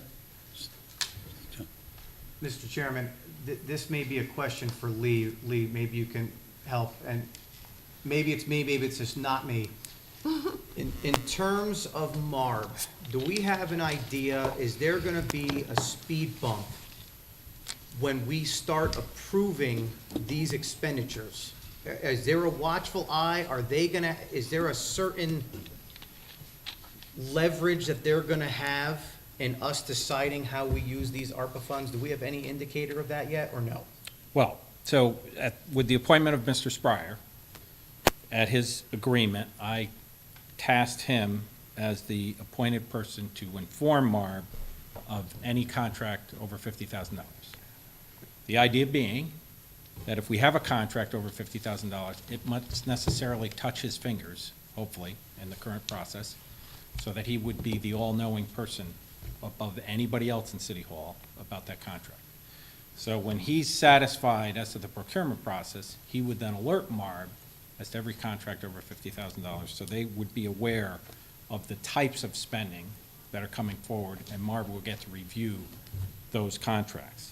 That could be in advance of what the council does. Sometimes MARB would prefer, there have been times in the past, I remember there was a budget where MARB said, no, you have to, the council said, fine, tell us, MARB, if this budget's okay, and have it come back to us. And Ben Barnes said, no, I want the reverse. I want you to approve the budget, and then we get to weigh in on it. But as long as they get review, and then they'll comment as to whether or not they think something is appropriate. But I think we haven't had a Ricky Spryer in place before. I think with him in place, I have confidence that he's going to make sure that until that communication is not going to be made until he's ready to make it, and all the check boxes are checked. In addition, every contract that is going to be signed is going to have a signature line of the finance director that it has the necessary funding. So the finance director is going to be on the hook prior to signing as well. So I think you are going to have the protections in place, but the additional protection of having it come back before you approve the spending, I think is appropriate. But if we anticipate a contract is going to be approved, Mr. Spryer might communicate that up so it doesn't slow the process, so that they know. It should, I mean, you have to wait till they have meetings, but it shouldn't slow the process. One of the changes we're going to have to make, which came up at the last MARB meeting, is we're going to have to communicate to them schedules. We're going to have to say, hey, if we don't get this done by this, X happens or Y happens. It's going to be the responsibility on the city to inform them whatever deadlines and whatever scheduling challenges we have. For example, perfect example is the sidewalks. So you're trying to do these during school vacation. I mean, we have to communicate that. We can't take it for granted. We have to say, look, we think it's kind of important to get this done in the summer vacation period. So we're gonna have to do that with all our contracts. So just to be clear, what you just said, and correct me if I forgot a step here, it sounds to me with Mr. Spryer in place, we now have several firewalls in order before it comes to us with every detail that we vote on.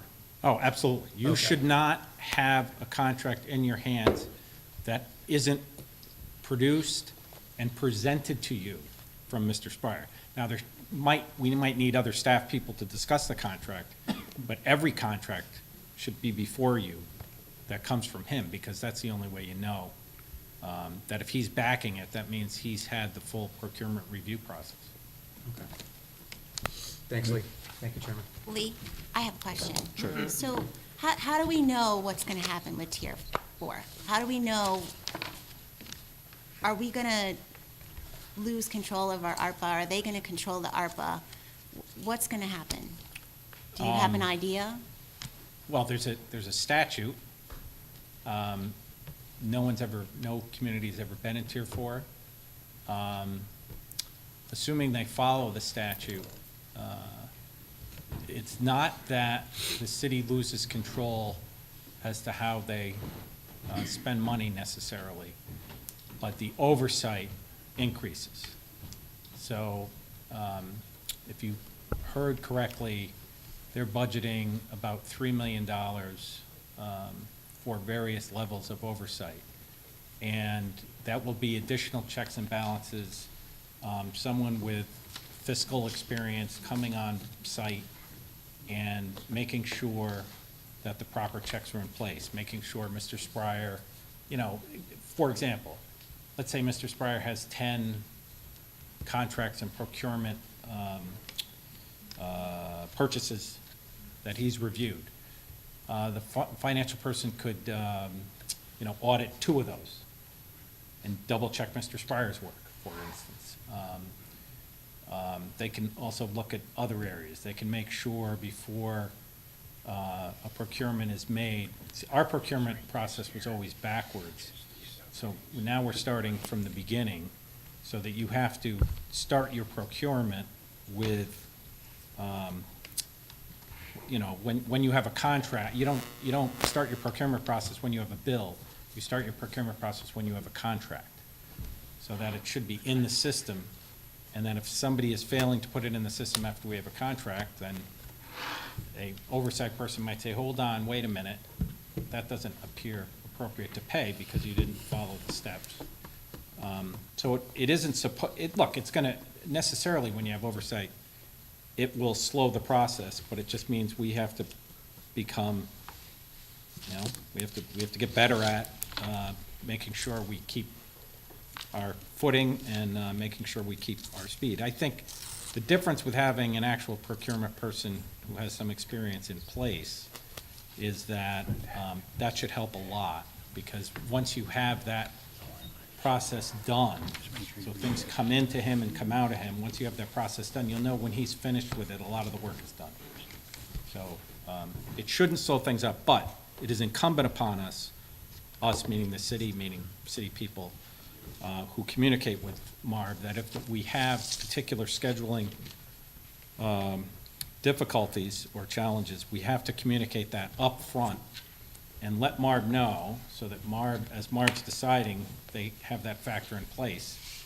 I don't think they're gonna be unreasonable people, and they're gonna factor it in just like you guys factor it in. Okay, thank you. What's his name again? Lee. Lee, I'm sorry. Just wanted to follow up with a question. I've been asking pretty consistently everyone that we've been speaking to about supplier diversity. And I think that in this process, it seems as though we probably should request this earlier on in the process, because I'm not so sure the city's process will ensure that we take a good and thorough look at our ability to be more inclusive as we think about the people that fill the contracts or that we reach out to the RFPs for. The state of Connecticut apparently has a thorough process, and we apparently get a list of people that we could tap into but we don't necessarily use that same process when we look at people, or looking at contracts outside of that process. So even if the state of Connecticut has a tight and thorough process, we cherry pick people off of that list. We've essentially even further excluded people from the RFP process. And I get it that we want to move fast and we don't want to drag, but if we keep doing what we've always done, we're going to get what we always got. And this is what we're trying to be different about right now. So I'm asking that either we include that language in here to make sure that we ensure that we go through the process of assessing with every good faith effort that we can put forward supplier diversity, minority-owned businesses, women-owned businesses, all of that, to make sure that we come out of this different than we went in. That's my question to you, and whether or not you know whether or not that process is something that you guys are gonna be looking at. Well, so we noticed, if you go back to 2018 and go forward, not only was there not a lot of hiring, we weren't replacing on attrition and whatever. When we started to hire people in general, working with Beth Sabo, we did change the way we communicate openings. And in fact, I went out of my way to make sure that I communicated it to council members. So the council members would know, whether it be word of mouth or telling their community members. And we have a much more diversified staff than we did 2 years ago. And we got qualified people in positions that I think I would have won bets if I said, do you think I can get a qualified minority in a particular position? We're here. Well, We're everywhere. we have a great, Just gotta look for and they're us. great employees. The other thing we got, believe it or not, and Mr. Spire is another example. I mean, we got plenty of West Haven residents for employees. So I will talk with Mr. Spire, and I will ask him, I'm not gonna promise for him, but I will ask him if he can be prepared to communicate how he would address that. I would be confident that it probably is just a slight change, and if we are able to communicate our opportunities in the right places, that you will see an increase Well, in the opportunities and an increase in the contractors who are successful. Well, in this, apparently, the state of Connecticut, he described, requires that there's a certain number of minorities included in the process, or women, minority businesses included in the process, or it doesn't go forward. Now, I'm not saying that you have to be that aggressive, but I think Yeah, that would it be- should be that aggressive. It's, we really should get that aggressive. Because, That would be tough in certain contracts, because then you'd well, never fill. everything's tough, but we're gonna always be in the same spot if we don't. I will mention that to him, but what I will tell you is if we change our communication process, so for example, if you're only putting the RFP in one location, or you're only putting it on the website, if there are tried and true, if there are places where that communication will reach people who would apply, and we're not doing that now, and we make that change, I am confident that that will produce results, because it did in our employment area. We made one minor communication change, and we found a treasure trove of difference. So I will talk to Mr. Spire, and I'm sure he will make sure that the way we communicate and let people know of our RFPs will include increasing our coverage so that the opportunities for women-owned business, minority-owned business, veteran-owned businesses are well-known, and that they know where to apply and they know the opportunities are here. Thank you. And I will ask him, so that you have further confidence, if he will write that up and present that to you, maybe not tomorrow, but at the next council meeting. Thank you. Councilman Hammond? Suppose these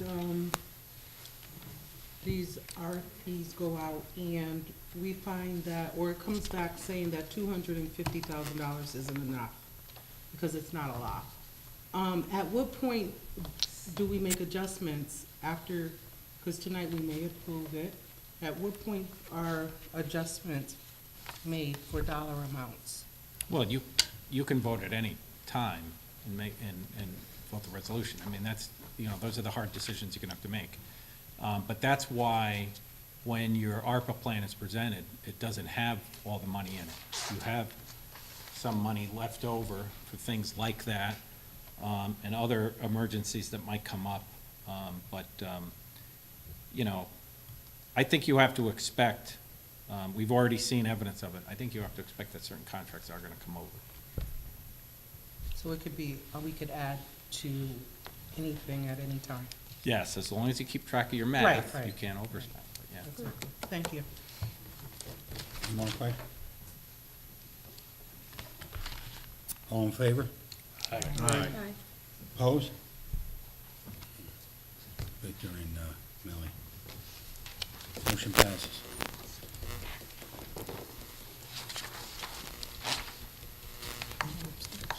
Next one is communication 3 concerning the Arpa plan with the stormwater management with the vac truck storm sewer maintenance specialty vehicle to be purchased with Arpa funds, which requires 3 bids that will institute by the Arpa committee. Do I hear a second? Who said that? Gallignano seconded it. Any, Discussion. And just add, we can add that same language that we had on the first two about they could go out and solicit what they have to solicit, but they have to come back to us for approval before we spend any money. yep, yes. And I mean, I want to say that, I don't know that you were clear, Chairman, and I just want to make sure for the record that the residents at home and the residents we have in the audience this evening, that they understand that this is a vac truck and that it'll be purchased and used also by the Sewer Commission and is meant to help with stormwater infrastructure. And it is a huge, huge deal in that it should help us address flooding in many of the districts in the city. So I just really want to stress that I am in support of this as long as, you know, the additional wording is there so that we can start to really make some changes and address the flooding in the 10th and in the 1st and the 3rd and the 5th. You know, we have a lot of residents that have waited a long time for the city to start making inroads. So I am excited and hopefully we'll be able to get this vehicle for the amount specified. Thank you, Chairman. Thank you. Steve? I just want to clarify with the council, I know there's been some confusion. This truck is not the original truck. This truck, to my understanding with the Sewer Commission and the liaison, Councilman Bruno, is the more horsepower truck. So it is the appropriate sized horsepower to handle the workload for our needs in the city. Thank you. Anybody else? Councilman Bruno? Yeah, thank you, Mr. Chairman. Yeah, this particular truck that we have before us tonight is the truck that would go out to bid for the right specs. It's the right horsepower, and it's something that is very much needed in the city. But this is the truck that would be spec'd out properly, Councilman Johnstone. Okay. You all set? Good, thank you. Thank you. I'd just like to say that this is something that would benefit my district a lot. We have a lot of flooding, we need a lot of help with our sewers. But again, I'm feeling really uncomfortable voting for this right now because we just don't know what's gonna happen with Tier 4. I really feel uncomfortable. Until we get past that, then I would, and this would benefit us in District 2, very much so. Okay. Anybody else? All in favor? Aye. Aye. Opposed? Come on, Millie. Anybody else? Any abstentions? Abstentions? Motion passes. Just one. And that's it for Councilman of the whole at 10:26.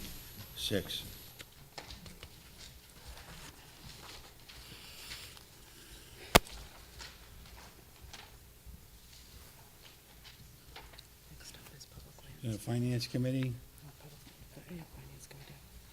Mr. Jackson is going to be presenting his year-to-date tomorrow, right? Are you doing that with the MARB tomorrow?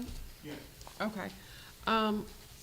I think, we can tune in, and that's fine. So we can hold off on it this evening, Mr. Jackson, thank you. And if we have any questions, we can just wait till the next council meeting. Ken Carney, I thought, was coming this evening to give us an update. I don't see him. And MARB meeting is tomorrow. Mr. Tiernan, Corporate Counsel Lee Tiernan, do you have an update regarding the resolution for compensatory time? Yeah, I forwarded a draft resolution to the chair. And I just want to say, this has been on the agenda. It's not new this evening. It has been a standing item that we've been discussing for quite some time. I know that came up this evening with one of the residents, so I just want people to know that we're not changing anything. We are editing things or not adding. We're working on it, so. I can attest to that. We can attest to that. Thank you. Yeah, so I draft a resolution. I tried to cover the points that I thought were important. Obviously, the council should feel comfortable to add or subtract as they feel appropriate. Do you have copies for all of us? I usually work through your chair, so. So that's a I send it to no? your chair. I don't have them here now. I have it. I will, if the. Well, we can just all get copies, and then the next meeting, we Yeah, can. I thought he sent it If everybody. the chair, well, Huh? no, my practice is to send to the chair, because you're the chair. But All right, if I'm the sorry. chair instructs me so, I will make sure every member of the council gets a Yeah, would you copy. please? Okay. I appreciate it. It's my fault. No, that's fine, I understand, and, I don't want, anything on the police pension study? Any update? I can't make an update. I do have new information, but I don't have it processed where I can present it in an educated way. Okay, Just give me nope, one that's more fine, minute. I appreciate that. And, Chairman, your finance committee is all set, thank you. I don't even think I started it properly, right? No, but I got it down. I'm That's sorry, okay. Stacy, I apologize. I got you. 10:30, We're the closing at finance 10:30. committee is closed. And I'll return, public lands. Thank you, Chairman. Time is now 10:30. Committee on Public Lands is now in session. Members present are Councilwoman O'Connor, Councilman Quagliani, Councilwoman Hamilton, and Councilman Bruno. We have before us tonight Communication C from April 11th, 2022 agenda from the Office of Corporate Counsel in regards to the sale, lease, or transfer of 610 Campbell Avenue rear. I'd like to bring this out favorably with a motion. Motion. Do I have a second? Second. Second, thank you, Bruno. Any discussion on this at this time? Yeah. Chairman, just for the record. So it's 610 Campbell Avenue in the rear.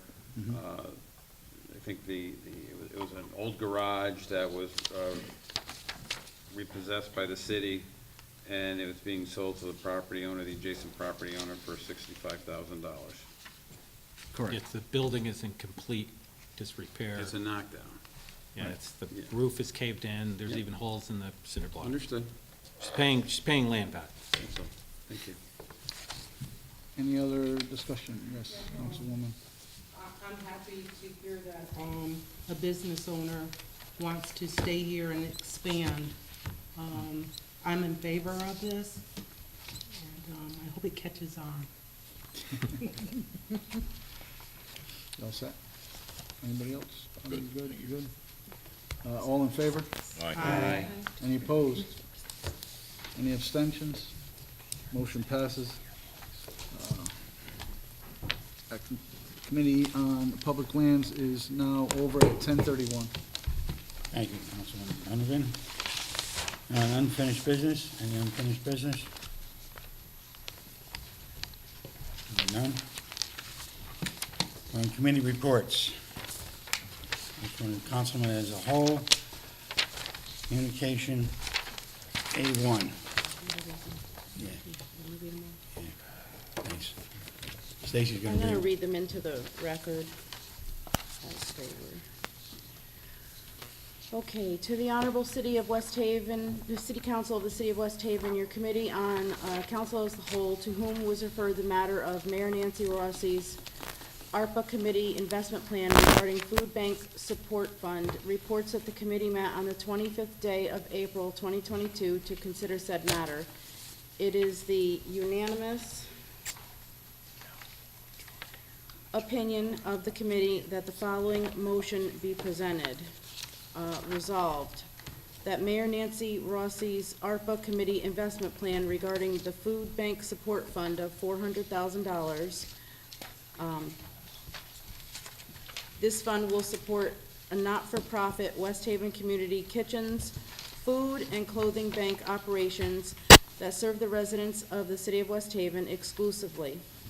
Funding will be made available as sub-grants to West Haven charitable organizations to provide goods and services or investment in infrastructure improvements that address their mission. Community agencies located in West Haven are invited to request funding. Program A, Elderly Services of $100,000.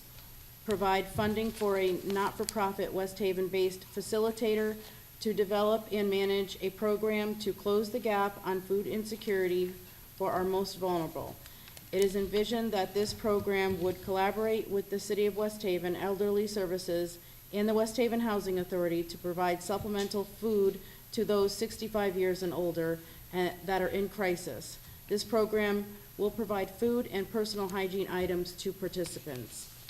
Program B is the school-based service of $100,000 to provide funding for a not-for-profit West Haven-based facilitator to develop and manage a program to close the gap on food insecurity for our youth.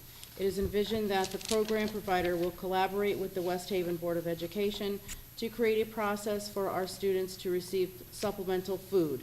The program provider will be tasked with creating a procedure that allows students pre-K through 12, Board of Education employees or parents to request food and/or personal hygiene items when in crisis. This is anticipated to be a year-round program. In addition, the program provider will be required to set up and maintain in-house food pantries at locations chosen by the West Haven Board of Education during the school year. Program C is General Services, $100,000. Provide funding to a West Haven not-for-profit based facilitator to assist them in providing food and/or personal hygiene items to those West Haven residents that may be in crisis. Program D is infrastructure improvements, $100,000, to provide funding for a West Haven-based not-for-profit organization that may need monetary assistance to develop programming and/or improve infrastructure with the purpose of procuring food, assembling the food, managing distribution, and/or storage. Has been approved to be forwarded to the ARPA committee. Further resolved that this plan will consist of 3 bids and a complete record on a monthly update from the ARPA committee on funds spent, that the ARPA committee will report back to the city council and on the city's website, and that funds are not to be spent until the city council approves. And that would be a motion made by... Second. No, there you go.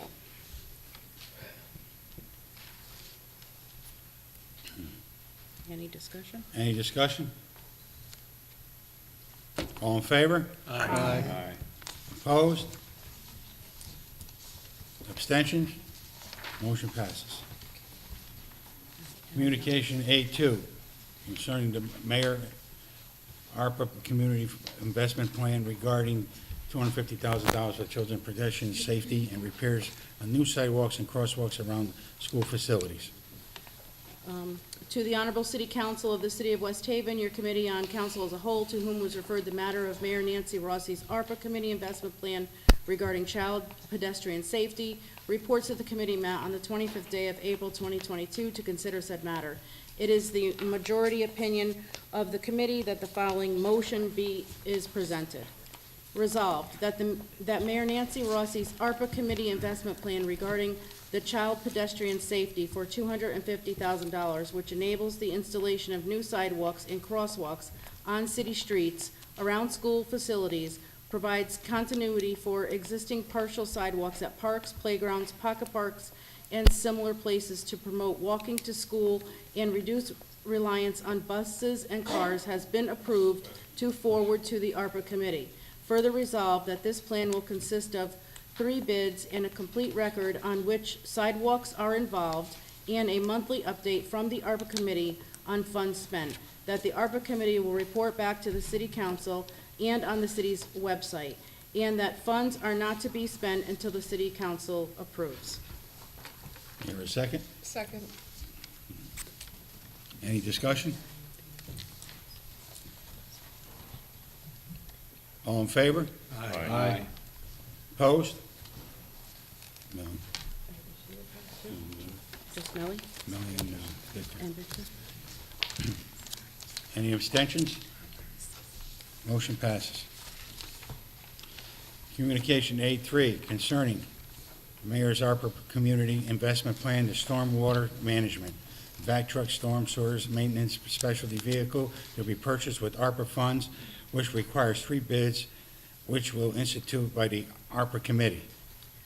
Okay, to the Honorable City Council of the City of West Haven, your committee on council as a whole, to whom was referred the matter of Mayor Nancy Rossi's ARPA Committee investment plan regarding storm water management, vac truck storm sewer maintenance specialty vehicle, reports that the committee met on the 25th day of April 2022 to consider said matter. It is the majority opinion of the committee that the following motion be presented. Resolved, that Mayor Nancy Rossi's ARPA Committee investment plan regarding the vac truck will be purchased and owned by the Department of Public Works and will be operated under contract by the Sewer Commission.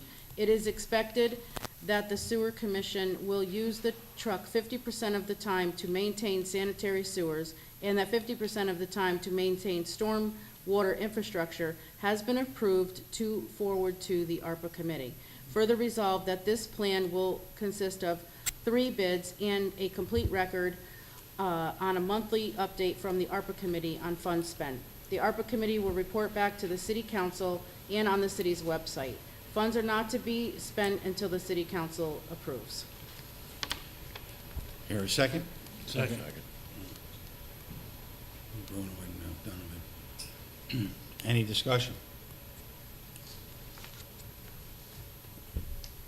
Yeah, I'm looking forward to, having such a vehicle because of the floodwater, problems that we have, with our residents, as, Councilwoman Hosky had mentioned, a different, it will benefit the city. So I am in favor of this. Thank you. Thank you. Anyone else? All in favor? Aye. Opposed? Any abstentions? Motion passes. That's it on Councilman as a whole. Public lands. Thank you, Chairman. Communication C from April 25th, 2022, to the Honorable City Council of the City of West Haven.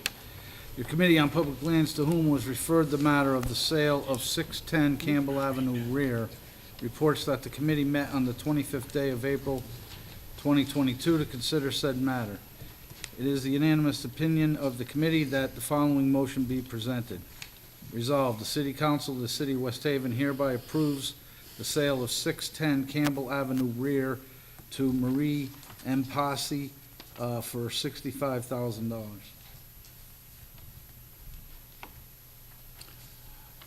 I hear a second? Second. Mention, any discussion? All in favor?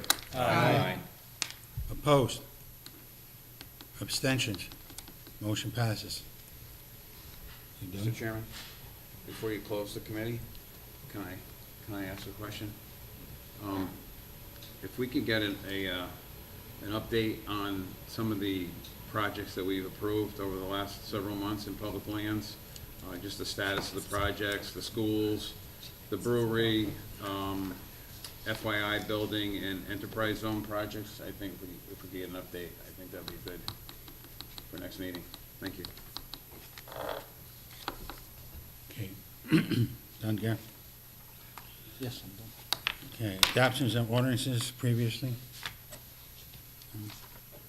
Council liaison reports. I Yes, have Colleen. one. I'm the library liaison, and one of our librarians, Carrie Bryant, was given out an award by the Connecticut Library Association. It goes to a member of the library community who was recognized by her peers as an outstanding employee. And she was nominated by her fellow coworker, Amanda Walsh, for her longtime service in the Children's Department. Carrie received the award, and the library is very happy. She's been there for 10 years and has been a fixture in the Children's Department. So I was really happy to tell everyone of this award, well-deserved. Nice, congratulations. Anyone else? Liaison reports. New business. Update on the investigating committee. Go ahead. Oh, I don't know if Lee can maybe possibly tell us, but I know we've mentioned it a few times, but we haven't really taken action. I think that we need to move forward with the charter revision and how we are going to do that. What is the steps? We've not formed the committee yet. We've talked about it. We need to do it. Can you tell us, Lee, please, how we get that started again? It's been a while, I don't recall. Yeah, so when the city council last did charter revision, it was not specified as to the areas of charter revision. It was just sort of a Too broad. shotgun approach. So I think for those who are interested in charter revision, I think most people who have an interest in it seem to have a specificity of what direction they would like to go.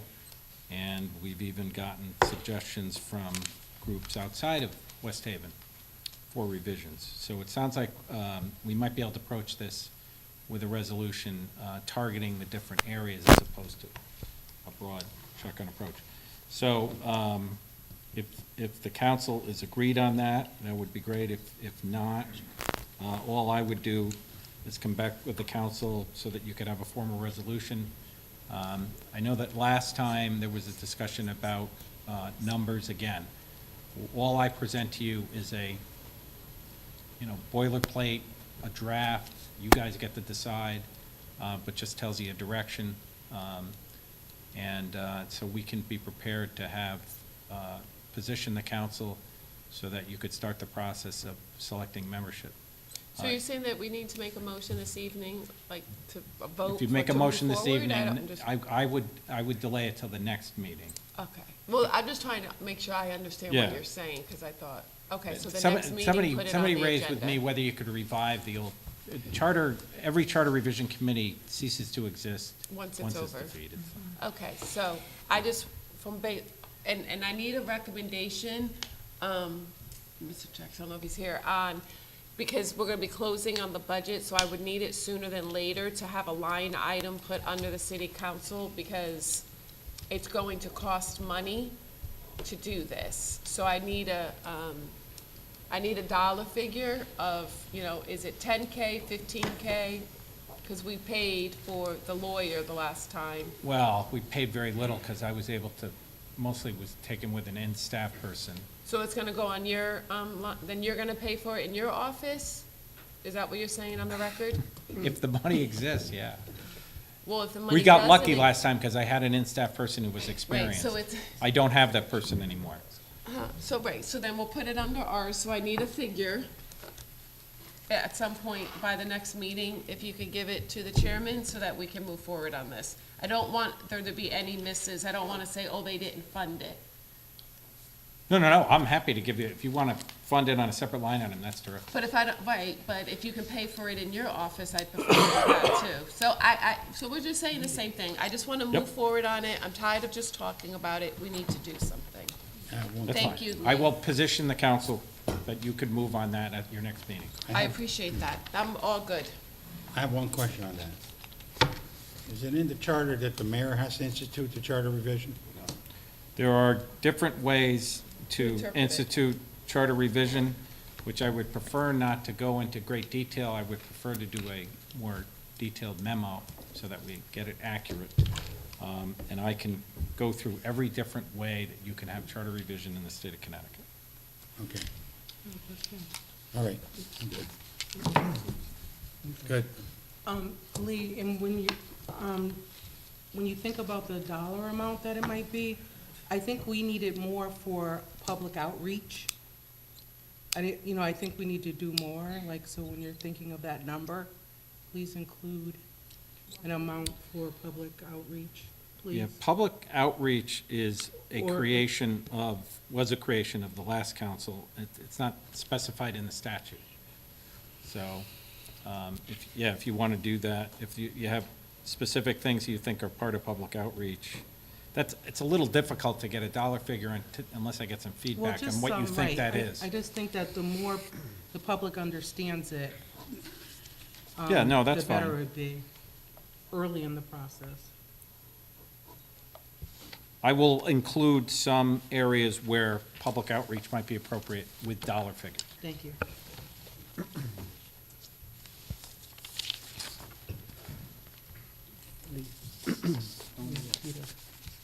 Mr. Chairman? Yeah. Yes. Mr. Chairman? Lee? Oh, You're done. Mr. Chairman. I have just have a Chief. question, just to piggyback what Councilwoman Hosky said about, you said it's not wise for us to open to make a motion on selecting, you said, or what did you say? No, I said, when asked if I could opine and discuss all the parameters of charter revision, I said that I would prefer to put that in a memo to the council so that we get it accurate and I don't miss anything, as opposed to trying to opine on it this evening when I did not know that that would be a topic that the council would want to discuss. Okay, thank you. What's that? We're going to discuss the investigating committee will be in executive session. Do you have a motion? You have a motion? Second, anybody? Anybody? Second. Give it a second. All in favor? I guess we'll go into executive session. I didn't hear it. Say that again, I didn't hear everybody. All in favor? Aye. Okay, thank you. We're in executive session.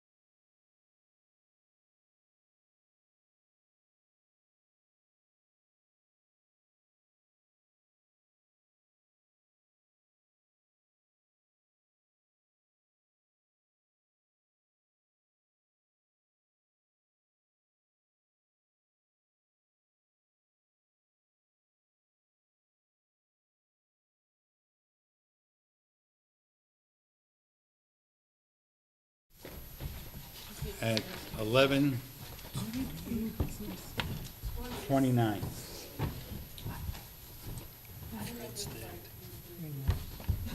We're out of executive session, 11:29. Motion adjourned? No, you have to do new business. Oh, We don't need a motion for a special you meeting. don't need a motion for a special meeting. Well, we want a date right now. Pretty much. All right. Sorry to I be take back my motion to adjourn. Oh, I didn't even acknowledge. That was a mistake. Thank you. I figured. Thank you for taking that back. Have a special, make a motion, special meeting, May 3rd, at 6 o'clock. May 3rd. What's that, a Tuesday Sunday? night. It's not a Sunday, is it? No, I'm only- Oh. 6 o'clock. That's right, Want to make it earlier? 5 Yeah, o'clock? 5 o'clock. May 3rd at May 5. 3rd Let's is do it 5. Tuesday. What is that? What day is that on? Tuesday. We have a budget meeting. Hold on, we have a budget meeting, Robin says. Is that true? Or was that revised? Okay. I don't know, I haven't. Is that I your, Googled it, um, but it keeps changing. Just in case. We have a meeting here tomorrow at 6, right? So we don't have anything on the Tomorrow's 3rd. six. We don't have one May 2nd. 3rd, All right. tomorrow. We are live tomorrow. Yes. We don't, we move on. I need a second to that motion, At please. 5? I second. Okay. What was the date and time? May 3rd at 5. That's an executive session, right? Yes. Yes. And the purpose of the meeting? To have the lawyer come. Meet the attorney. Can you get that? Make sure he knows. attorney. If it doesn't work, get back to us, or the chairman, not me specifically. You wrote it down? Did you write? Listen, I know you got a lot. I'm just checking. All in favor to have that meeting? Aye. Aye. Motion passes. All right, now Gary, do it. Now, Gary. I'll make a motion to adjourn. Second. Thanks, ladies.